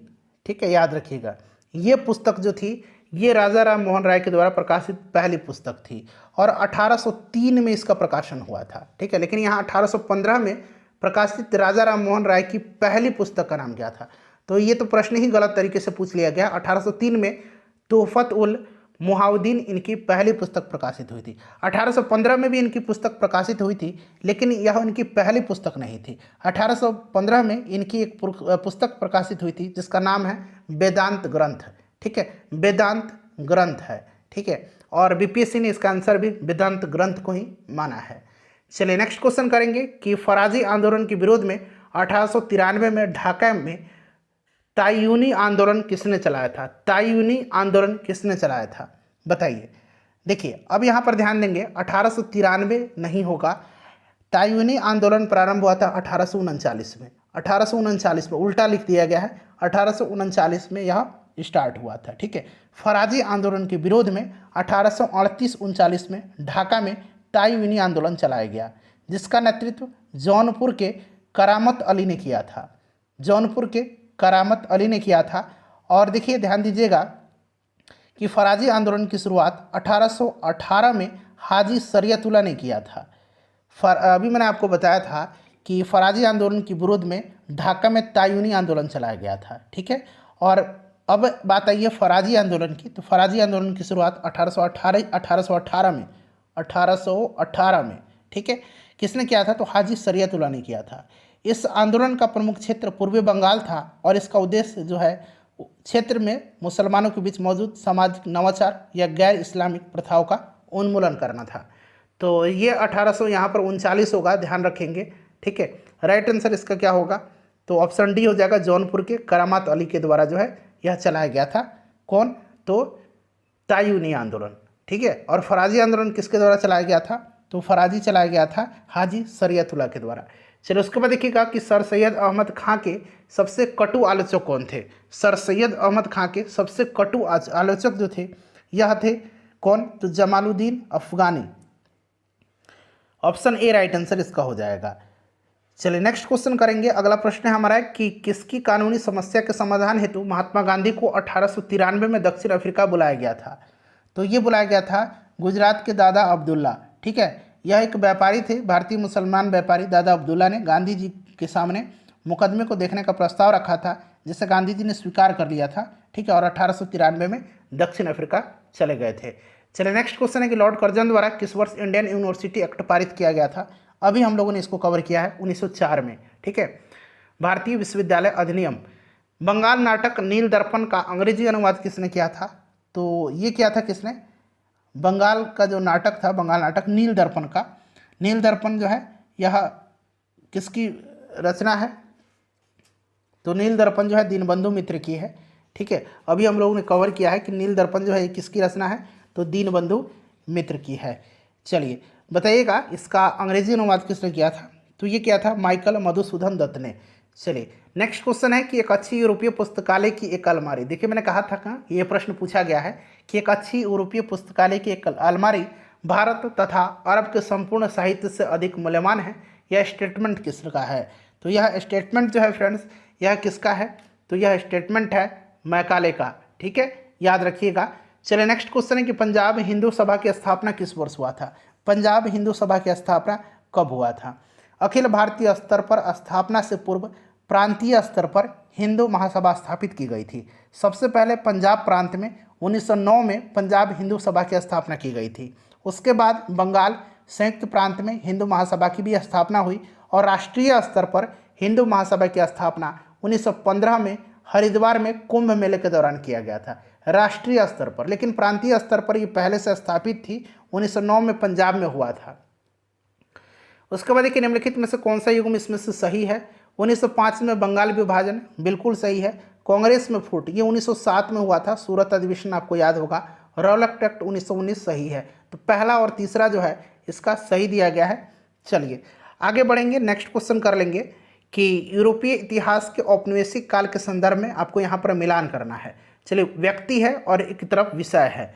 मैकडोनाल्ड, तो ये कम्युनल अवार्ड, ठीक है, कम्युनल सांप्रदायिक पंचायत की घोषणा किया था। नीलिथिगो के समय अगस्त प्रस्ताव, डलहौजी के समय डॉक्ट्रिन ऑफ लैप्स और चैम्सफोर्ड के समय द्वैध प्रशासन 1919 आपको याद होगा। चलिए, लॉर्ड चैम्सफोर्ड। तो आपका राइट आंसर क्या हो जाएगा इसमें से? राइट आंसर आपका हो जाएगा इसमें से 2 3 1 4, 2 3 1 4, जो कि ऑप्शन सी में दिया गया है। नेक्स्ट हमारा कि किस प्रदेश के ग्रामीण क्षेत्रों में एका आंदोलन चलाया गया था? एका आंदोलन चलाया गया था कहाँ पर? तो ये अवध में चलाया गया था। एका आंदोलन के प्रमुख नेता मदारी पासी थे। मदारी पासी थे। 1921-22 में अवध के किसानों ने एका नाम से एक आंदोलन चलाया था 1921-22 में, और इस आंदोलन के प्रमुख नेता मदारी पासी थे।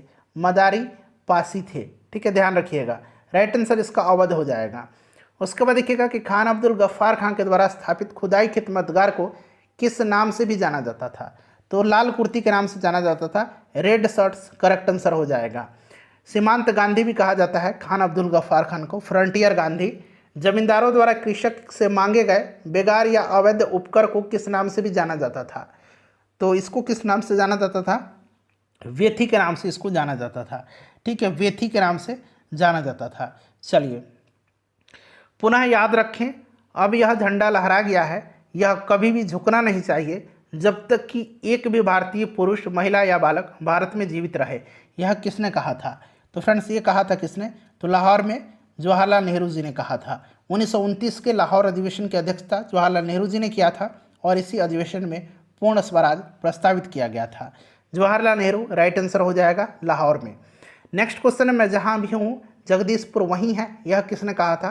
तो यह वीर कुंवर सिंह ने कहा था, ठीक है। 1857 के विद्रोह के दौरान शाहबाद जिले के जगदीशपुर के 80 वर्षीय बाबू वीर कुंवर सिंह ने बिहार के विद्रोह का नेतृत्व किया था, और इसी विद्रोह के दौरान कुंवर सिंह ने कहा था कि मैं जहाँ भी हूँ जगदीशपुर वहीं है।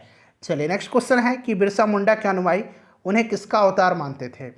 तो उन्हें जो है किसका अवतार मानते थे? तो ये मानते थे धरती अब्बा का, धरती अब्बा का अवतार मानते थे। बिरसा मुंडा ने 1895 में स्वयं को भगवान का दूत घोषित किया था, ठीक है।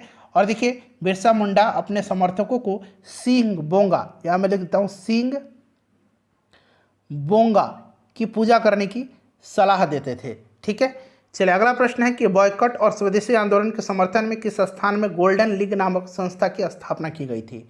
स्वदेशी आंदोलन आपको याद है 7 अगस्त 1905 को कलकत्ता के टाउन हॉल में स्वदेशी आंदोलन की घोषणा की गई थी, और बहिष्कार यानी कि बॉयकॉट और जो स्वदेशी आंदोलन था इसका समर्थन में तत्कालीन बिहार, अब झारखंड भी संबंध उसमें था उस समय, देवघर नामक स्थान पर जो है वहाँ पर गोल्डन लीग नामक संस्था की स्थापना किया गया था बिहार में। अब ये झारखंड में पड़ता है, देवघर में, ठीक है। चलो, उसके बाद देखिएगा कि पटना से प्रकाशित होने वाला प्रथम अंग्रेजी अखबार कौन था? तो ये द बिहार हेराल्ड था, द बिहार हेराल्ड था। गुरु प्रसाद सेन के द्वारा बिहार के पहले अंग्रेजी अखबार, अंग्रेजी समाचार पत्र द बिहार हेराल्ड का प्रकाशन 1875 में शुरू किया गया था। 1875 में। वर्ष 1928 में बिहार में रविदास सभा का गठन किसने किया था? रविदास सभा का गठन जो है यह किसने किया था? तो जगजीवन राम ने किया था, ठीक है, जगजीवन राम ने किया था। जगजीवन राम राइट आंसर हो जाएगा, ठीक है, ध्यान रखिएगा। नेक्स्ट क्वेश्चन हमारा कि यदि नील की खेती करने से छूट चाहते तो नील के किसानों को कौन सा क्षतिपूर्ति कर देना पड़ता था? तो यह क्षतिपूर्ति कर जो था यह था तवान, तवान था यह, ठीक है, तवान इसका राइट आंसर हो जाएगा। तवान कहा जाता था उस कर को। उसके बाद देखिए, प्रार्थना समाज के संस्थापक कौन थे? तो प्रार्थना समाज की स्थापना जो है ये किया था आचार्य केशव चंद्र सेन की प्रेरणा से आत्माराम पांडुरंग के द्वारा, ठीक है, आत्माराम पांडुरंग के द्वारा किया गया था, ध्यान रखेंगे। चलिए, उसके बाद महादेव गोविंद रनाडे भी इससे जुड़े थे। चलिए, नेक्स्ट क्वेश्चन कर लेंगे कि 19वीं शताब्दी के उत्तरार्ध में नव हिंदुवाद, न्यू हिंदुइज्म के सर्वश्रेष्ठ प्रतिनिधि कौन थे? तो फ्रेंड्स, यह थे कौन? तो यह थे स्वामी विवेकानंद। 1893 में शिकागो में जो वर्ल्ड पार्लियामेंट ऑफ रिलीजन हुआ था उसमें इन्होंने प्रसिद्ध भाषण दिया था, याद रखेंगे। 1897 में इन्होंने रामकृष्ण मिशन की स्थापना भी किया था। चलिए, इनमें से किसने 1893 में शिकागो में आयोजित धर्म संसद में भाग लिया था? तो ये लिया था स्वामी विवेकानंद जी ने। स्वामी विवेकानंद जी ने रामकृष्ण मिशन की स्थापना कब किया था? अभी मैंने आपको बताया था 1897 में। चलिए, दयानंद सरस्वती के द्वारा स्थापित क्या है? तो ये आर्य समाज है। 1875 में इन्होंने आर्य समाज की स्थापना किया था, ठीक है। चलिए, नेक्स्ट क्वेश्चन है हमारा कि 1873 में सत्यशोधक समाज की स्थापना किसने किया था? तो ये ज्योतिबा फूले ने किया था, ध्यान रखिएगा, ज्योतिबा फूले ने। चलिए उसके बाद नेक्स्ट क्वेश्चन है हमारा कि सत्यशोधक समाज की स्थापना किसने किया था। सत्यशोधक समाज की स्थापना ज्योतिबा फूले ने किया था। उसके बाद देखिए थियोसॉफिकल सोसाइटी की स्थापना किसने किया था। तो थियोसॉफिकल सोसाइटी की स्थापना एक रूसी महिला मैडम HP ब्लाउत्स्की और एक अमेरिकी सैनिक अधिकारी कर्नल अलकाट ने किया था। ठीक है, तो यहाँ पर देखिएगा मैडम HP ब्लाउत्स्की और कर्नल अलकाट का भी नाम याद रखेंगे। क्लियर है। चलिए वो 1875 में न्यूयॉर्क में जो है स्थापना किया था और इस सोसाइटी के संस्थापक 1882 में जो है मद्रास के पास अडयार में जो है एक सोसाइटी का मुख्यालय स्थापित किया था, जो बाद में इसका अंतर्राष्ट्रीय कार्यालय बन गया। चलिए भारतीय राष्ट्रीय कांग्रेस की प्रथम महिला अध्यक्ष कौन थी। भारतीय राष्ट्रीय कांग्रेस की प्रथम महिला पूछा गया। प्रथम भारतीय पूछता तब सरोजनी नायडू होता, लेकिन प्रथम भारतीय महिला एनी बेसेंट थी। 1917 के कलकत्ता अधिवेशन की अध्यक्षता इन्होंने किया था और पहली भारतीय महिला अध्यक्ष आपको आगे मिल जाएगा। भारतीय राष्ट्रीय कांग्रेस की प्रथम महिला अध्यक्ष ये भी आपका क्या हो जाएगा, एनी बेसेंट ही हो जाएगा। प्रथम भारतीय महिला अध्यक्ष सरोजनी नायडू थी, जिन्होंने 1925 के कानपुर अधिवेशन की अध्यक्षता किया था।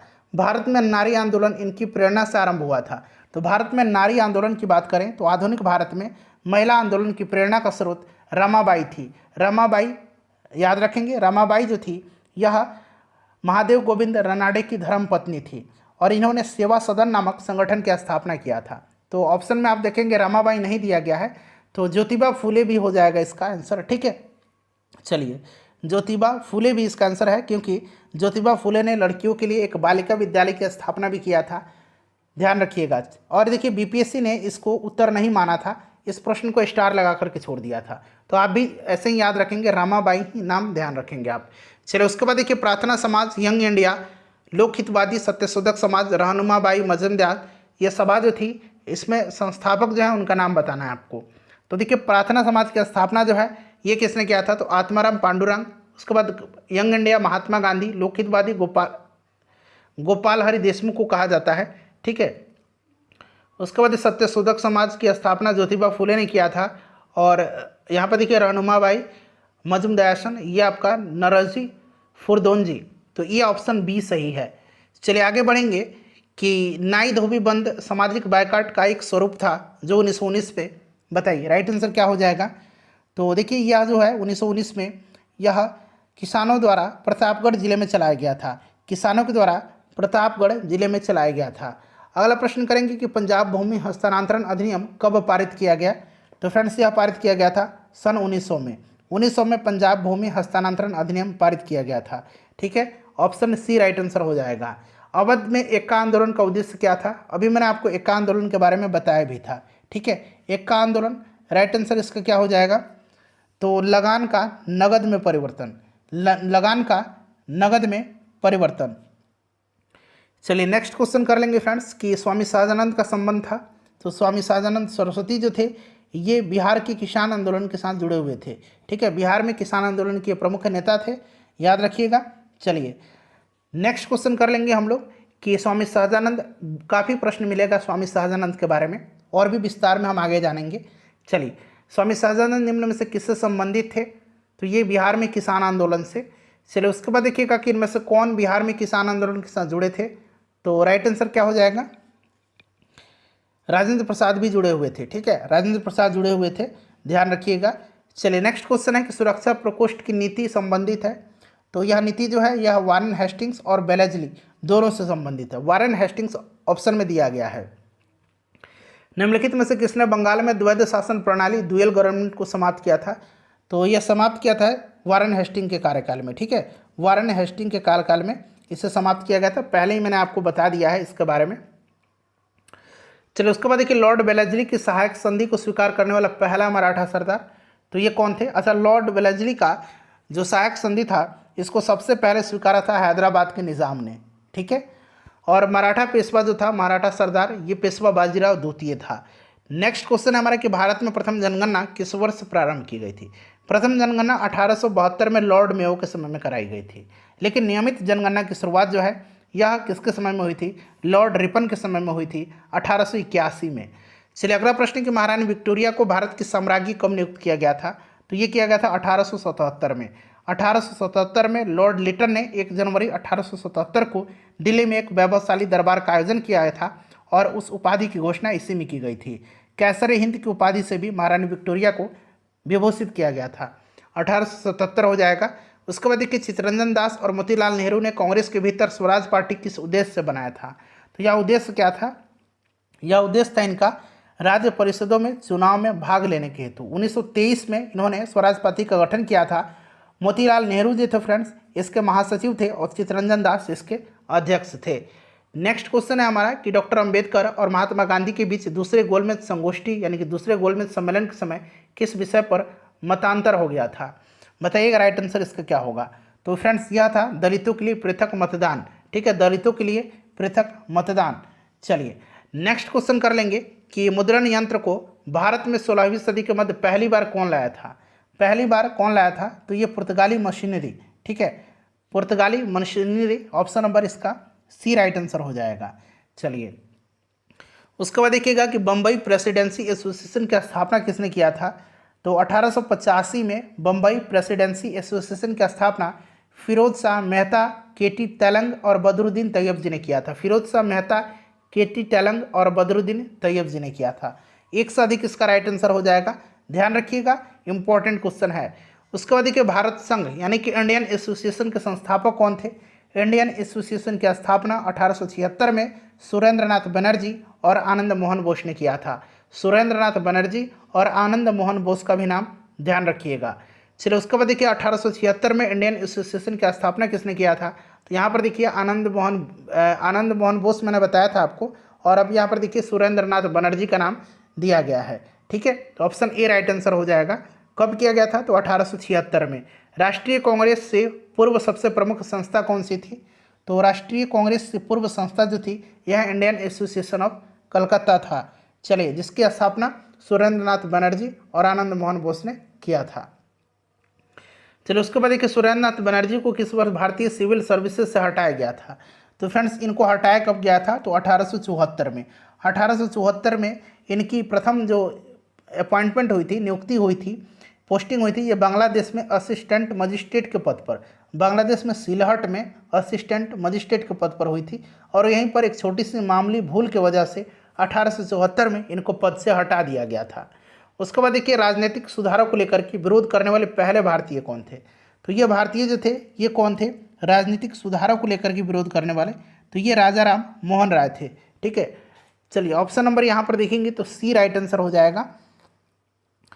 चलिए अगला प्रश्न कर लेंगे। नेक्स्ट क्वेश्चन है कि मद्रास महाजन सभा की स्थापना कब हुई थी?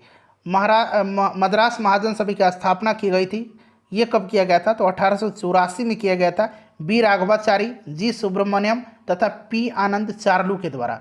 ठीक है, नाम याद रखेंगे, बी राघवाचारी, जी सुब्रमण्यम, पी आनंद चार्लू, और कभी कभी आपको एस रामास्वामी मुदलियार का भी नाम मिलेगा। तो ये चार नाम याद रखेंगे, राघवाचारी, जी सुब्रमण्यम, पी आनंद चार्लू और रामास्वामी मुदलियार। ठीक है, ऑप्शन नंबर कोई भी सही नहीं है। 1884 में याद रखेंगे मद्रास महाजन सभा की स्थापना। भारतीय राष्ट्रीय कांग्रेस के प्रथम अधिवेशन में कितने प्रतिनिधियों ने भाग लिया था? पहला अधिवेशन बंबई में हुआ था 1885 में, WC बनर्जी की अध्यक्षता में 72 प्रतिनिधियों ने हिस्सा लिया था। भारतीय राष्ट्रीय कांग्रेस का दूसरा अधिवेशन कहाँ हुआ था? तो कलकत्ता में हुआ था, अध्यक्षता दादाभाई नौरोजी ने किया था। इसको भी ध्यान रखना है। भारतीय राष्ट्रीय कांग्रेस की स्थापना 1885 में किया गया था। ए.ओ. ह्यूम इसके संस्थापक थे। ठीक है, और उस समय लॉर्ड डफरिन वायसराय था। भारतीय राष्ट्रीय कांग्रेस की स्थापना किया था तो ए.ओ. ह्यूम ने किया था। नेक्स्ट क्वेश्चन कर लेंगे कि भारतीय राष्ट्रीय कांग्रेस के संस्थापक कौन थे? तो राइट आंसर इसका ए.ओ. ह्यूम हो जाएगा। देखिए प्रश्न रिपीटेड है कई बार। भारतीय राष्ट्रीय कांग्रेस के संस्थापक कौन थे? तो ए.ओ. ह्यूम थे। कौन थे? ए.ओ. ह्यूम थे, ध्यान रखिएगा। और ए.ओ. ह्यूम करेक्ट आंसर इसका हो जाएगा। चलिए, और ए.ओ. ह्यूम क्या थे? तो फ्रेंड्स एक असैनिक सेवक थे ये। ठीक है, चलिए राइट आंसर इसका क्या हो जाएगा? तो ऑप्शन नंबर ए हो जाएगा इसका। चलिए नेक्स्ट क्वेश्चन कर लेंगे फ्रेंड्स। अगला प्रश्न है हमारा कि भारतीय राष्ट्रीय कांग्रेस का प्रथम अधिवेशन कहाँ पर हुआ था? तो मुंबई में। ठीक है, 72 प्रतिनिधियों ने हिस्सा लिया था। अभी हम लोगों ने इसके बारे में चर्चा किया था। WC बनर्जी इसके अध्यक्ष थे। चलिए नेक्स्ट क्वेश्चन कर लेंगे फ्रेंड्स। अगला प्रश्न है हमारा कि भारतीय राष्ट्रीय कांग्रेस के दूसरे अधिवेशन की अध्यक्षता किसने किया था। मैंने बताया था ना, दूसरे अधिवेशन की अध्यक्षता, दूसरा अधिवेशन कलकत्ता में हुआ था 1886 में, और दादा भाई नौरोजी ने इसकी अध्यक्षता किया था। चलिए उसके बाद देखिए, महात्मा गांधी ने भारतीय राष्ट्रीय कांग्रेस के किस अधिवेशन की अध्यक्षता किया था। तो एकमात्र अधिवेशन था 1924 का बेलगांव अधिवेशन, इसी की अध्यक्षता इन्होंने किया था। चलिए उसके बाद नेक्स्ट क्वेश्चन है हमारा कि इंडियन नेशनल कांग्रेस की प्रथम भारतीय महिला अध्यक्ष, आ गया ना भारतीय महिला अध्यक्ष, तो ये सरोजनी नायडू थी। भारतीय न लगता, सिर्फ प्रथम महिला अध्यक्ष पूछता तो एनी बेसेंट हो जाता। क्लियर है, प्रथम भारतीय महिला अध्यक्ष सरोजनी नायडू थी। इन्होंने 1925 के कानपुर अधिवेशन की अध्यक्षता किया था। नेक्स्ट है कि भारतीय राष्ट्रीय कांग्रेस का 27वां अधिवेशन किस स्थान पर हुआ था। तो ये कहाँ पर हुआ था फ्रेंड्स, ये बांकीपुर पटना में हुआ था। RN माधोलकर ने इसकी अध्यक्षता किया था। ठीक है, और इसी अधिवेशन में एवो ह्यूम को कांग्रेस का पिता कहा गया। इसी अधिवेशन में एवो ह्यूम को कांग्रेस का पिता कहा गया। मद्रास में रैयतवाड़ी पद्धति को किसने प्रारंभ किया था। तो फ्रेंड्स यह थॉमस मुनरो ने स्टार्ट किया था।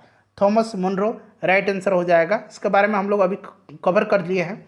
किसने कहा था कि 1857 की घटना का प्रारंभ धर्म के संघर्ष के रूप में हुआ था और उस घटना का अंत स्वतंत्रता संग्राम के रूप में हुआ।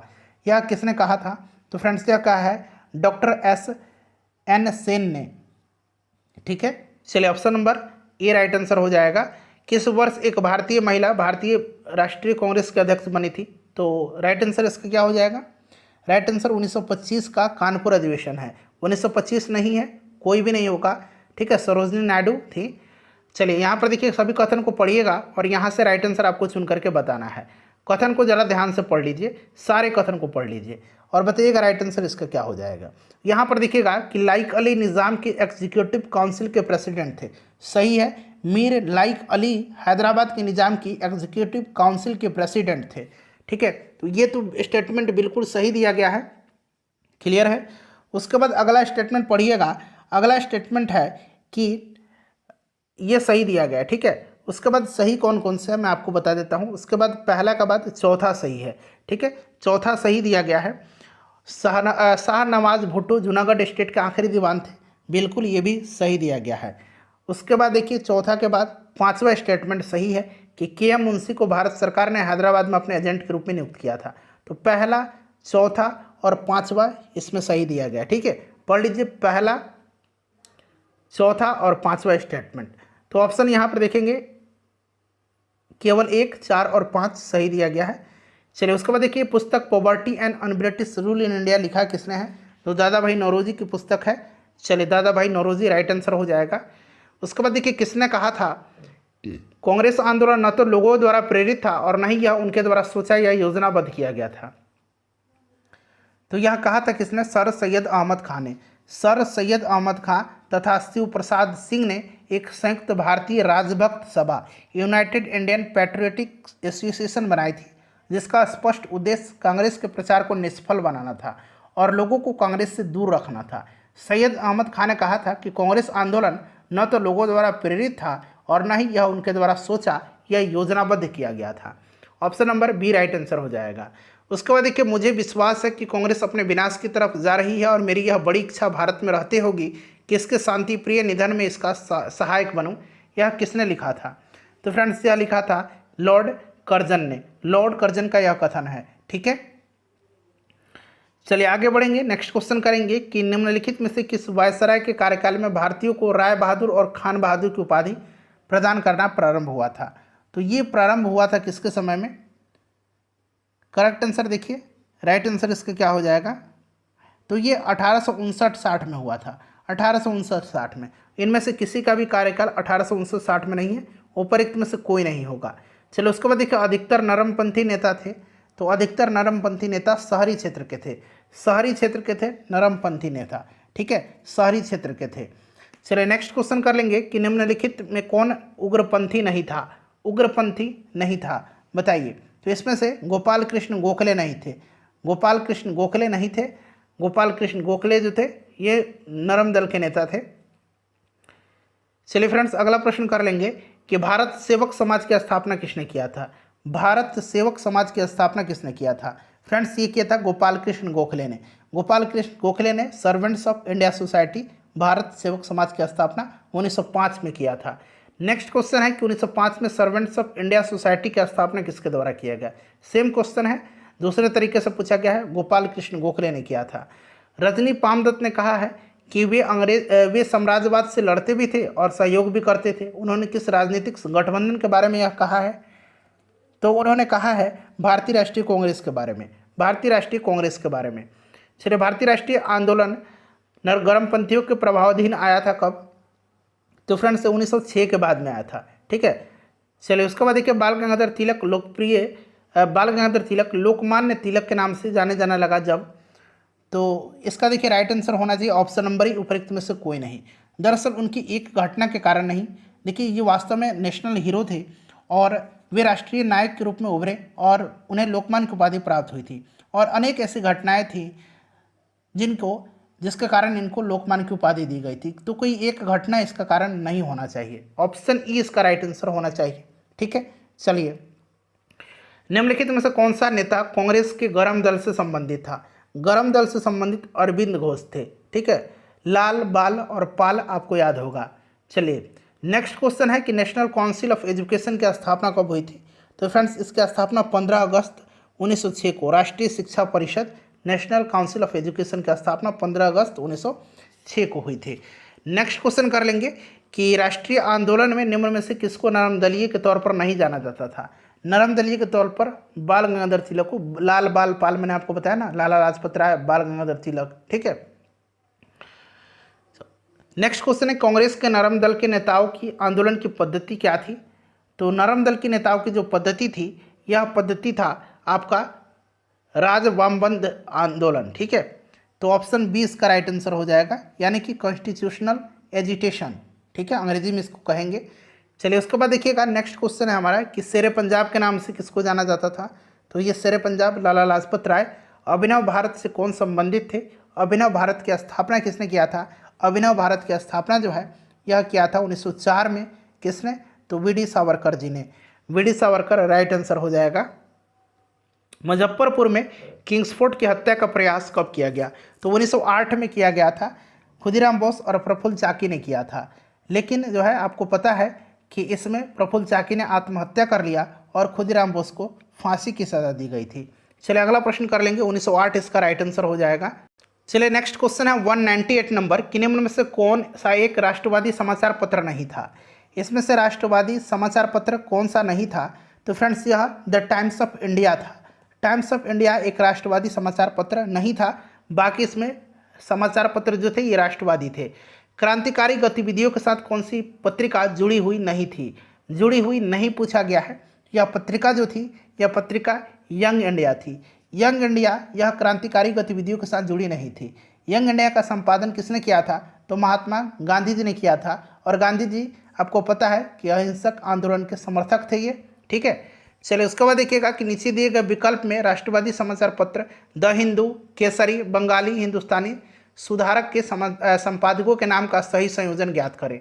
तो राइट आंसर इसका ऑप्शन नंबर यहाँ पर देखेंगे तो डी दिया गया है। डी दिया गया है, यानी कि डी दिया गया है।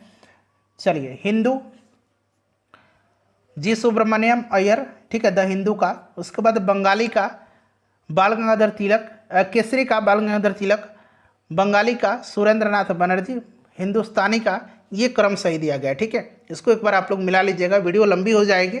द हिंदू पैट्रियट का संस्थापक कौन था? हिंदू पैट्रियट का संस्थापक जो थे ये हरीशचंद्र मुखर्जी थे। ठीक है, हरीशचंद्र मुखर्जी थे। हिंदू पैट्रियट का प्रारंभ 1853 में गिरीश चंद्र घोष के संपादकत्व में जो है शुरू हुआ था और 1855 में हरीशचंद्र मुखर्जी इसके संपादक बने थे। चलिए इंडियन एसोसिएशन का नेतृत्व किसने किया था? तो इंडियन एसोसिएशन का नेतृत्व मैंने आपको बताया है सुरेंद्र नाथ बनर्जी और आनंद मोहन बोस ने। 1876 में इसकी स्थापना हुई थी। आनंद मोहन बोस और सुरेंद्र नाथ बनर्जी, एक से अधिक राइट आंसर हो जाएगा। साम्राज्य के अंतर्गत स्वशासन नामक उद्देश्य को मुस्लिम लीग ने कब स्वीकार किया था? तो इसको स्वीकार किया था कब? ब्रिटिश साम्राज्य के अंतर्गत स्वशासन यानी कि सेल्फ गवर्नमेंट के उद्देश्य को मुस्लिम लीग ने 1913 में अपनाया था। उसके बाद देखिए कि होम चार्जेज या ब्रिटेन में भारतीय सरकार के खर्चे में समाहित था। तो ये समाहित था कौन? तो यहाँ पर देखेंगे ब्रिटिश भारतीय अधिकारियों की पेंशन, भारत में खरीदे गए सैन्य और अन्य भंडार, रेलवे की गारंटेड ब्याज, उपरिक्त सभी थे इसमें शामिल। नेक्स्ट क्वेश्चन है कि 1897 के भारतीय राष्ट्रीय कांग्रेस के अमरावती अधिवेशन को किसने 3 दिवसीय तमाशा कहा था? तो ये कहा था किसने? तो अश्विनी कुमार दत्त ने कहा था। अश्विनी कुमार दत्त ने कहा था। ध्यान रखेंगे, इंपॉर्टेंट प्रश्न है, आपके लिए नया भी हो सकता है। चलो उसके बाद देखिएगा कि जिमरमैन, यहाँ पर देखिए जिमरमैन योजना का संबंध किस व्यक्ति से था? तो जिमरमैन योजना का संबंध जो था यह किससे था? तो ये लाला हरदयाल, भूपेंद्र दत्त और वीरेंद्रनाथ चट्टोपाध्याय तीनों से था। राइट आंसर उपरोक्त सभी इसका सही आंसर हो जाएगा। ठीक है, चलिए उसके बाद नेक्स्ट क्वेश्चन हमारा कि किसान नेता मोतीलाल तेजावत संबंधित हैं। मोतीलाल तेजावत जो है ये मेवाड़ के भील आदिवासी आंदोलन से संबंधित है। मेवाड़ के भील आदिवासी आंदोलन से। ठीक है, चलिए ऑप्शन नंबर यहाँ पर देखेंगे तो बी करेक्ट आंसर हो जाएगा। उसके बाद देखिएगा कि साइमन कमीशन को किसकी अध्यक्षता में नियुक्त किया गया था? तो साइमन कमीशन को किसकी अध्यक्षता में नियुक्त किया गया था? तो सर जॉन साइमन की अध्यक्षता में। अगला प्रश्न हमारा कि 1920 के मध्य हिंदुस्तानी सेवा दल की शुरुआत किसने किया था? तो फ्रेंड्स इसकी शुरुआत किया था किसने? तो एन.एस. हर्डिकर ने किया था। एन.एस. हर्डिकर ने किया था। ठीक है, चलिए उसके बाद बम्बई योजना से प्रस्ताव था। बम्बई योजना में प्रस्ताव था। बम्बई योजना में प्रस्ताव था। बम्बई योजना, बॉम्बे प्लान, इसमें जो है प्रस्ताव क्या था? तो देखिए 1944-45 में प्रमुख भारतीय उद्योगपतियों के एक समूह द्वारा प्रस्तुत की गई थी। ठीक है, और इस योजना के तहत भारत के लिए आयात प्रतिस्थापन और औद्योगिकीकरण आर्थिक प्रस्तावों के माध्यम से भारतीय अर्थव्यवस्था के तीव्र आर्थिक विकास की बात कही गई थी। साथ ही साथ इसमें देश के आर्थिक विकास में राज्य द्वारा हस्तक्षेप और योजनाबद्ध विकास के साथ सार्वजनिक उपकरणों की आवश्यकता के रूप में कुछ पूंजीवादी विशेषताओं का परित्याग भी परिलक्षित किया गया था। इस आधार पर अगर हम देखें तो ई राइट आंसर हो जाएगा उपरोक्त में से एक से अधिक। ठीक है, उसके बाद देखिए जमशेदपुर लेबर एसोसिएशन की स्थापना 1920 में किसने किया था? तो फ्रेंड्स ये किया था एस.एन. हल्दर ने। एस.एन. हल्दर, याद रखिएगा 1920 में एस.एन. हल्दर ने किया था जमशेदपुर लेबर एसोसिएशन की स्थापना। नेक्स्ट है कि किसान क्या करे, किसने लिखा है? किसान क्या करे यह लिखा है स्वामी सहजानंद सरस्वती ने। किसान क्या करे यह पुस्तक स्वामी सहजानंद सरस्वती जी ने लिखा है। नेक्स्ट क्वेश्चन है हमारा कि भारतीय राष्ट्रीय कांग्रेस के 27वें अधिवेशन की अध्यक्षता किसने किया था? तो फ्रेंड्स ये बांकीपुर पटना में हुआ था। 1912 में आर.एन. माधवलकर ने किया था। चलिए मदरलैंड किसने प्रकाशित किया था? मदरलैंड का प्रकाशन मौलाना मजहरुल हक ने किया था पटना में सदाकत आश्रम से। ठीक है, चलिए उसके बाद देखिए पटना युवक संघ की स्थापना कब हुई थी? पटना युवक संघ की स्थापना 1927 में हुआ था। 1927 में राइट आंसर हो जाएगा। नेक्स्ट है कि स्वराज मेरा जन्मसिद्ध अधिकार है, मैं इसे पाकर के रहूँगा, किसने कहा था? चलिए इसका आंसर आप कमेंट करके मुझे बता दीजिए। कई बार हमने कवर कर लिया है इस वीडियो में इसको। चलिए वहीं आ गया प्रश्न, स्वराज मेरा जन्मसिद्ध अधिकार है, मैं इसे लेकर के रहूँगा, बाल गंगाधर तिलक का है। भारतीय क्रांति की जननी किसे कहा जाता है? तो फ्रेंड्स भारतीय क्रांति की जननी कहा जाता है मैडम भीखाजी रुस्तम कामा को। मैडम भीखाजी रुस्तम कामा को। ध्यान रखिएगा फ्रेंड्स, इन्होंने 1907 में जर्मनी के स्टुटगार्ट में आयोजित अंतर्राष्ट्रीय सोशलिस्ट सम्मेलन इंटरनेशनल सोशलिस्ट कॉन्फ्रेंस में इन्होंने भारतीय स्वाधीनता का झंडा सर्वप्रथम फहराया था। ठीक है, तो ये मैडम भीखाजी रुस्तम कामा हो जाएगा। इनको मदर ऑफ इंडियन रेवोल्यूशनरी कहा जाता है। मैडम भीखाजी कामा ने भारत की तिरंगी स्वतंत्रता ध्वज को कहाँ फहराया था? तो 1907 में स्टुटगार्ट जर्मनी में। चलिए उसके बाद देखिए मैडम कामा ने 1907 में सर्वप्रथम तिरंगा ध्वज कहाँ फहराया था? तो स्टुटगार्ट में। इंडिया में लंदन में इंडिया हाउस के संस्थापक कौन थे? तो 1905 में लंदन में श्यामजी कृष्ण वर्मा ने इंडियन होम रूल सोसाइटी का स्थापना किया था। इन्होंने इंडिया हाउस की भी स्थापना किया था। तो श्यामजी कृष्ण वर्मा हो जाएगा। बंगाल विभाजन के विषय में किसने कहा था कि विभाजन हमारे ऊपर बम की तरह गिरा है? यह कहा था किसने? यह कहा था सुरेंद्रनाथ बनर्जी ने। ठीक है, सुरेंद्रनाथ बनर्जी ने कहा था। ये 67th बीपीएससी री एग्जाम का प्रश्न है, देख लीजिए। बंग भंग के दौरान कौन सा आंदोलन शुरू हुआ था? तो यह स्वदेशी आंदोलन हुआ था। 7 अगस्त 1905 को कलकत्ता के टाउन हॉल में स्वदेशी आंदोलन की घोषणा की गई थी। 7 अगस्त 1905, ये डेट आपको याद रखना है। चलिए लॉर्ड कर्जन द्वारा 1905 में किया गया बंगाल विभाजन किस वर्ष रद्द हुआ था? तो बंगाल विभाजन को यह किया गया रद्द 12 दिसंबर 1911 को, जो दिल्ली दरबार आयोजित किया गया था लॉर्ड हार्डिंग द्वितीय के समय में, उसमें बंगाल विभाजन को रद्द किया गया और राजधानी कलकत्ता से दिल्ली स्थानांतरित करने की घोषणा की गई थी 1911 में। ठीक है, और राजधानी दिल्ली 1912 में बनाई गई फाइनली। कांग्रेस ने स्वराज प्रस्ताव वर्ष 1905 में पारित किया। प्रस्ताव का उद्देश्य क्या था? प्रस्ताव का उद्देश्य क्या था? तो देखिए, ये स्वराज प्रस्ताव जो है यह 1906 के कलकत्ता अधिवेशन में पारित हुआ था। 1905 में नहीं हुआ था। 1905 में बनारस अधिवेशन में इसकी चर्चा हुई थी और 1906 में ये पारित हुआ था। ठीक है। इस प्रस्ताव के साथ स्वदेशी बहिष्कार और राष्ट्रीय संबंधी जो शिक्षा संबंधी प्रस्ताव थे सब इसमें पारित किए गए थे। चलिए नेक्स्ट क्वेश्चन है कि 20वीं सदी के प्रारंभिक वर्षों में कांग्रेस में विभाजन की प्रक्रिया शुरू हुई थी। तो विभाजन की प्रक्रिया जो शुरू हुई थी यह उपरोक्त सभी हो जाएगा कांग्रेस आंदोलन की रणनीति पर, उनके आंदोलन के उद्देश्य पर और कांग्रेस आंदोलन में लोगों की भागीदारी पर, उपरोक्त सभी हो जाएगा। चलिए, और 1907 में फाइनली विभाजन हो गया इनका। मुसलमान यदि खुश हैं और संतुष्ट हैं तो भारत में ब्रिटिश शक्ति का महत्तम बचा होगा। यह किसने लिखा था? यह लिखा था W.W. हंटर ने। W.W. हंटर राइट आंसर हो जाएगा इसका। उसके बाद चलिए अगला प्रश्न है कि किस वर्ष हिंदुस्तान रिपब्लिकन एसोसिएशन की स्थापना हुई थी? तो ये हुआ था 1924 में। हिंदुस्तान सोशलिस्ट रिपब्लिकन एसोसिएशन की स्थापना अगर पूछेगा तो 1928 में। बंगाल विभाजन की घोषणा कब की गई थी? बंगाल विभाजन की घोषणा किया गया था 19 जुलाई 1905 को। प्रभावी कब हुआ था? तो 16 अक्टूबर 1905 से बंगाल विभाजन प्रभावी हुआ था। ठीक है। चलिए अगला प्रश्न कर लेंगे हम लोग कि करजन वायली की हत्या के आरोप में किसे मृत्युदंड दिया गया था? करजन वायली की हत्या के आरोप में मृत्युदंड दिया गया था मदनलाल ढींगरा को। ठीक है। चलो उसके बाद देखिएगा कि मॉन्टेग्यू चेम्सफोर्ड की रिपोर्ट, तो यह भारत सरकार अधिनियम 1919 का आधार बनी थी। ऑप्शन नंबर बी हो जाएगा राइट आंसर। उसके बाद देखिए new lamps for old lake श्रृंखला 1893-94 में सर्वहारा वर्ग के साथ संपर्क से बाहर होने के लिए कांग्रेस की आलोचना की गई थी। इन लेखों के लेखक कौन था? तो फ्रेंड्स राइट आंसर इसका क्या होगा? राइट आंसर इसका हो जाएगा अरविंद घोष। ठीक है। अरविंद घोष ने अपनी जो लेख श्रृंखला है न्यू लैंप्स फॉर ओल्ड में कांग्रेस की आलोचना किया है। अरविंद घोष राइट आंसर हो जाएगा। भारत का प्रथम गवर्नर जनरल, अब यहाँ पर ध्यान से पढ़ेंगे, भारत का पूछा गया है। भारत का प्रथम गवर्नर जनरल कौन था बताइए?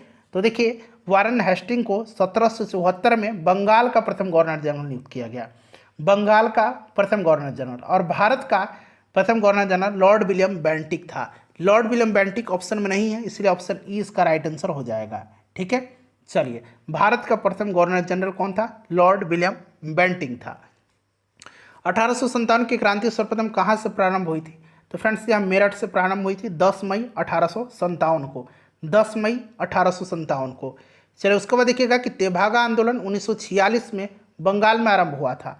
तेभागा आंदोलन बताइएगा। तो यह किसान सभा के नेतृत्व में। चलिए अगला प्रश्न है हमारा कि 1902 में लॉर्ड कर्जन ने 2 भारतीय सदस्यों को सम्मिलित करते हुए विश्वविद्यालय आयोग गठित किया था। वे सदस्य कौन कौन से थे? विश्वविद्यालय अधिनियम पारित हुआ था 1904 में। ठीक है। 1902 में सर थॉमस रैली की अध्यक्षता में इसने एक विश्वविद्यालय आयोग का गठन किया था और इस आयोग में 2 भारतीय सदस्य थे, सैयद हुसैन बिलग्रामी और न्यायमूर्ति गुरुदास बनर्जी। ठीक है। सैयद हुसैन बिलग्रामी और न्यायमूर्ति गुरुदास बनर्जी, ऑप्शन डी दिया गया है। चलिए आर्य समाज की स्थापना दयानंद सरस्वती जी ने, यहाँ पर देखिए दयानंद वहाँ पर दिया गया, यहाँ दयानंद सरस्वती दिया गया है। दयानंद सरस्वती जी ने किया था 1875 में। उसके बाद देखिए पूना सार्वजनिक सभा की स्थापना, तो फ्रेंड्स 1870 में MG रनाडे ने किया था। महादेव गोविंद रनाडे ने किया था। ठीक है। इस महान सदस्य में बाल गंगाधर तिलक, अरविंद केलकर, गोपाल हरि देशमुख और GB जोशी भी शामिल थे। चलिए उसके बाद नेक्स्ट क्वेश्चन है हमारा कि 1885 में WC बनर्जी द्वारा इंगित भारतीय राष्ट्रीय कांग्रेस के निम्न उद्देश्यों में से कौन सा नहीं था? कौन सा इसमें से नहीं था बताइएगा? राइट आंसर इसका क्या हो जाएगा? कौन सा नहीं था? तो आपका इसमें से जो करेक्ट आंसर है फ्रेंड्स, यह शिक्षित वर्ग की पूर्ण सम्मति से महत्वपूर्ण और आवश्यक सार्वजनिक विषयों पर विचार प्रकट करना, ये नहीं था। ठीक है। देख लीजिए पूरा ऑप्शन को, प्रश्न थोड़ा सा लंबा है। ठीक है। चलिए भारतीय राष्ट्रीय कांग्रेस का दूसरा सम्मेलन में कितने मुस्लिम प्रतिनिधियों ने भाग लिया था? दूसरा सम्मेलन जो हुआ था इसमें 33 मुस्लिम प्रतिनिधियों ने हिस्सा लिया था। ठीक है। 33 लिया था। और दूसरा अधिवेशन में कुल 436 पंजीकृत प्रतिनिधियों ने भाग लिया था। चलिए तो राइट आंसर इसका 33 हो जाएगा। ये कहाँ पर हुआ था? कलकत्ता में। दादा भाई नौरोजी ने इसकी अध्यक्षता किया था। 1906 में लंदन में अभिनव भारत सोसाइटी की स्थापना किसने किया था? तो ये किया था फ्रेंड्स विनायक दामोदर सावरकर ने। ठीक है। विनायक दामोदर सावरकर ने। चलो उसके बाद देखिए मुस्लिम लीग ने अपना वार्षिक अधिवेशन नियमित रूप से कब प्रारंभ किया? नियमित रूप से प्रारंभ कब किया था बताइए?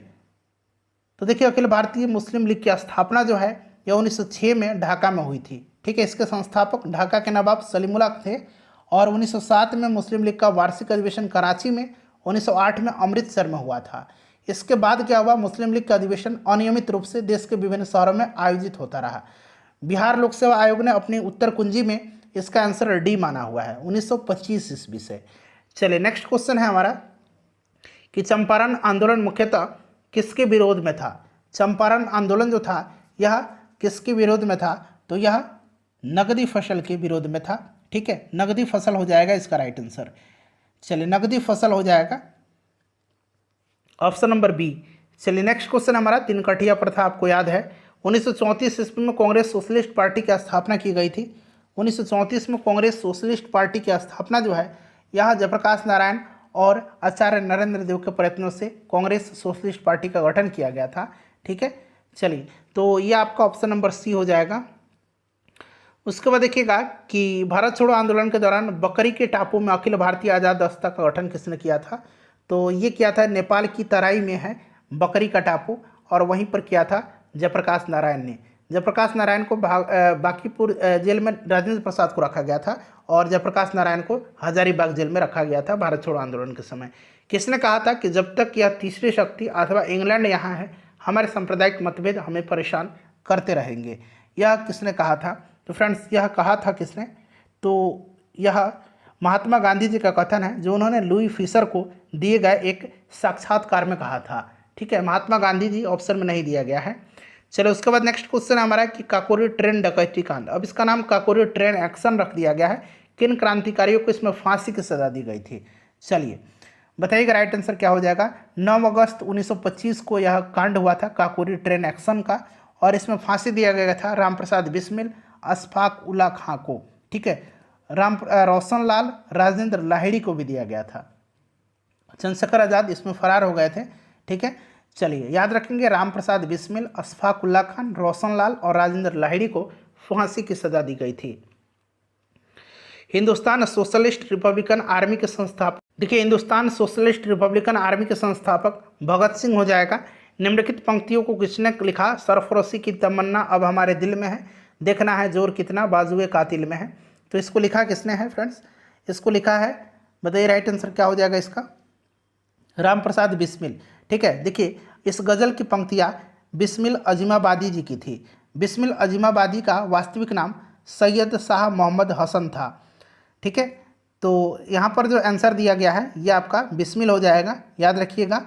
ठीक है, बिस्मिल अजीमाबादी, बिस्मिल अजीमाबादी। नेक्स्ट क्वेश्चन है कि प्रसिद्ध गीत सरफरोशी की तमन्ना अब हमारे दिल में है, इसके रचयिता कौन है? तो इसके रचयिता जो है बिस्मिल अजीमाबादी हैं। राम प्रसाद बिस्मिल यहाँ पर नहीं होगा, ध्यान रखेंगे। ऑप्शन नंबर ई राइट आंसर हो जाएगा। ठीक है, ऑप्शन नंबर ई राइट आंसर हो जाएगा। इंकलाब जिंदाबाद का नारा किसने दिया? तो भगत सिंह ने इसको पॉपुलर बनाया है इंकलाब जिंदाबाद के नारे को। चलिए उसके बाद देखिएगा कि भगत सिंह, राजगुरु और सुखदेव को फांसी कब दिया गया था? तो ये 23 मार्च 1931 को दिया गया था। चलिए उसके बाद नेक्स्ट क्वेश्चन है सुखदेव, भगत सिंह, राजगुरु को फांसी फिर से पूछा गया है, इनको दिया गया था 23 मार्च 1931 को। उसके बाद देखिएगा कि सरकार के विरोध में असेंबली में बम फेंकने के समय भगत सिंह की उम्र क्या थी? भगत सिंह की उम्र जो थी ये क्या थी? तो ये 21 साल से थोड़ा ज़्यादा था। इनका जन्म 1907 में सितंबर माह में हुआ था। ठीक है, 8 अप्रैल 1929 को केंद्रीय विधानसभा में इन्होंने बम फेंका था। 21 वर्ष से थोड़ा सा ज़्यादा था। उसके बाद देखिए अनुशीलन समिति क्या थी? अनुशीलन समिति जो थी एक क्रांतिकारी संगठन थी। अनुशीलन समिति एक क्रांतिकारी संगठन थी। 1913 में पटना में अनुशीलन समिति की एक शाखा की स्थापना किसने किया था? तो ये सचिंद्र सन्याल ने किया था। बहुत ही इंपॉर्टेंट क्वेश्चन है, बीपीएससी बार बार पूछता है। चेटगांव शस्त्र छापामारी की योजना किसने बनाया था? तो यह सूर्य सेन ने बनाया था। इनको मास्टर दा के नाम से भी जाना जाता है, सूर्य सेन, ध्यान रखिएगा। चलिए चटगांव शस्त्रागार धावे से कौन संबंधित थे? देखिए प्रश्न फिर से पूछा गया है। सूर्य सेन। निष्क्रिय विरोध के सिद्धांत का प्रतिपादन किसने किया था? तो ये सिद्धांत प्रतिपादित किया था अरविंद घोष ने। अरविंद घोष ने अपनी पुस्तक वंदे मातरम में निष्क्रिय प्रतिरोध के सिद्धांत का प्रतिपादन किया है। गदर पार्टी की स्थापना किसने किया था, कब हुई थी? तो 1913 में गदर पार्टी की स्थापना हुई थी। ठीक है, लाला हरदयाल, सोहन सिंह भाखड़ा, ये सब लोग जुड़े हुए थे इसमें। गदर क्रांति छिड़ने का सबसे महत्वपूर्ण कारण क्या था? गदर क्रांति छिड़ने का सबसे महत्वपूर्ण कारण क्या था? तो इसका सबसे महत्वपूर्ण कारण प्रथम महायुद्ध का शुरू होना था। प्रथम विश्व युद्ध का शुरू होना राइट आंसर हो जाएगा इसका। उसके बाद देखिए गदर पार्टी की स्थापना कहाँ पर हुई थी? तो ये अमेरिका में किया गया था, सैन फ्रांसिस्को में। ठीक है, अमेरिका इसका राइट आंसर हो जाएगा। चलिए अगला प्रश्न कर लेंगे। नेक्स्ट क्वेश्चन है हमारा कि 1922 में भारतीय राष्ट्रीय कांग्रेस का गया अधिवेशन के अध्यक्ष कौन थे? तो चित्तरंजन दास थे, CR दास। भारतीय राष्ट्रीय कांग्रेस के 1916 के लखनऊ अधिवेशन में किसने बिहार के नील उगाने वालों की प्रश्न का प्रस्तुत किया था? तो ये राजकुमार शुक्ल थे। ठीक है, ध्यान रखेंगे, गांधी जी से मिले थे और इनको चंपारण आने का न्योता दिया था। बिहार के किसानों ने किस आंदोलन में चौकीदारी कर देने से इनकार कर दिया था? तो इन्होंने इनकार कर दिया था, यह आपका सविना अवज्ञा आंदोलन हो जाएगा। ठीक है, सविना अवज्ञा आंदोलन के दौरान बिहार के किसानों ने 1930 में चौकीदारी कर देने से इनकार कर दिया था, सविना अवज्ञा आंदोलन। नेक्स्ट क्वेश्चन है कि सरकार उधम सिंह ने किसे मारा था? तो ये इन्होंने मारा था किसको? तो फ्रेंड्स माइकल ओ डायर को मारा था। ध्यान रखिएगा, माइकल ओ डायर, यहाँ जनरल डायर भी है, माइकल ओ डायर इसका आंसर है। 67th BPSC में यह पूछा गया प्रश्न था। किसने कहा था कि स्वराज मेरा जन्मसिद्ध अधिकार है, मैं इसे लेकर के रहूंगा? तो ये बाल गंगाधर तिलक ने कहा था। फिर से देखिए वही प्रश्न है, इसे लेकर के रहूंगा, स्वराज मेरा जन्मसिद्ध अधिकार है, बाल गंगाधर तिलक का है। स्वराज आम जनता के लिए होना चाहिए, केवल वर्गों के लिए नहीं, इस प्रसिद्ध सूत्र की घोषणा किसने किया था? तो फ्रेंड्स यह C राजगोपालाचारी ने कहा था। ठीक है, C राजगोपालाचारी की मान्यता थी कि स्वराज जन सामान्य हेतु होना चाहिए, न कि कुलीन और अभिजात वर्ग के लिए। तो राइट आंसर यहाँ पर देखेंगे तो ऑप्शन नंबर यहाँ पर B हो जाएगा। चलिए अगला प्रश्न है कि इंडिया फॉर इंडियंस किताबें किसने लिखी है? जो बुक्स है, ये बुक है इंडिया फॉर इंडियंस, इसको लिखा है चित्तरंजन दास ने, चित्तरंजन दास ने लिखा है। चलिए अनहैप्पी इंडिया पुस्तक के लेखक कौन है? तो इसको लिखा है लाला लाजपत राय ने। इंडिया डिवाइडेड किसने लिखा है? तो इंडिया डिवाइडेड को लिखा है राजेंद्र प्रसाद ने। ठीक है, चलिए आगे बढ़ेंगे। नेक्स्ट क्वेश्चन है कि निम्नलिखित में से, हाँ ये हो गया हमारा, निम्नलिखित में से किस नेता ने 1906 में कलकत्ता कांग्रेस अधिवेशन की अध्यक्षता किया था? तो 1906 में दादा भाई नौरोजी ने किया था। ठीक है, दादा भाई नौरोजी ने। चलिए निम्नलिखित में से किसने ऑल इंडिया मुस्लिम लीग की स्थापना किया था? तो इसका स्थापना 1906 में आगा खां के नेतृत्व में हुआ था। ठीक है, राइट आंसर इसका आगा खां, सलीमुल्लाह खां इनके नेतृत्व में हुआ था, ढाका के नवाब सलीमुल्लाह खां। ठीक है, ऑप्शन नंबर यहाँ पर D हो जाएगा। चलो उसके बाद देखिएगा कि 1906 में मिनटों में शिमला में मिले मुसलमानों के शिष्टमंडल ने प्रार्थना किया था। तो ये मुसलमानों के लिए पृथक निर्वाचन वर्ग की। नेक्स्ट क्वेश्चन हमारा कि निम्न में से किस अधिनियम ने भारत में पृथक निर्वाचन मंडल आरंभ किया था? तो यह अधिनियम था आपका 1909 का भारतीय परिषद अधिनियम। नेक्स्ट क्वेश्चन हमारा कि निम्नलिखित में से किसका योगदान होम रूल लीग के स्थापना में नहीं था? तो होम रूल लीग की स्थापना में जो इसमें से पूछा गया योगदान नहीं था, तो TS अलकाट का नहीं था। ठीक है, बाकी Annie Besant, A Subramaniam Iyer और बाल गंगाधर तिलक का था, M सुब्रमण्यम अय्यर का भी था। चलिए किस अधिवेशन में होम रूल समर्थक अपने राजनीतिक शक्ति का सफलतापूर्वक प्रदर्शन कर सके? तो इन्होंने क्या था, कांग्रेस का जो 1916 का लखनऊ अधिवेशन था उसी में। शिक्षा में सुधार हेतु ब्रिटिश सरकार ने सैडलर विश्वविद्यालय आयोग कब नियुक्त किया था? तो फ्रेंड्स ये किया था 1917 में। 1917 में सैडलर विश्वविद्यालय आयोग नियुक्त किया था, याद रखेंगे सैडलर। अच्छा 1904 में कर्जन के समय में विश्वविद्यालय अधिनियम पारित किया गया था, ध्यान रखेंगे।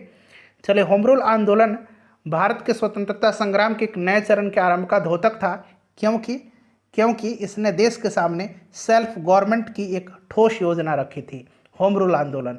चलिए उसके बाद देखिए 1940 में पटना महिला विश्वविद्यालय की स्थापना किसने किया था? देखिए प्रश्न 68th BPSC में पूछा गया है। राइट आंसर इसका हो जाएगा sisters of the apostolic Carmel. ठीक है, sisters of the apostolic Carmel, option A right answer हो जाएगा। ये भी प्रश्न 68 BPSC का है। प्रश्न है कि इनमें से किसने 1947 में भारत और पाकिस्तान के बीच अंतर्राष्ट्रीय सीमाएं खींचने के लिए स्थापित की गई 2 सीमा आयोगों का नेतृत्व किया था? तो फ्रेंड्स ये किया था सिरिल रेडक्लिफ ने, सिरिल रेडक्लिफ ने। चलिए बिहार बंगाल में माहलवाड़ी बंदोबस्त प्रणाली की शुरुआत किसने किया था? तो फ्रेंड्स यह क्या था, हॉल्ट मैकेंजी ने। यह भी 68th BPSC का प्रश्न है, हॉल्ट मैकेंजी ने। आज इस सेशन में हम लोग क्वेश्चन नंबर 282 तक ही कवर करेंगे। 283 से लेकर के क्वेश्चन नंबर 540 यानी कि 283 से 540 तक को नेक्स्ट वीडियो में हम लोग कवर कर लेंगे पार्ट 2 में। फ्रेंड्स, सेशन को लाइक कर दीजिएगा, इसको शेयर अवश्य ही कर दीजिए।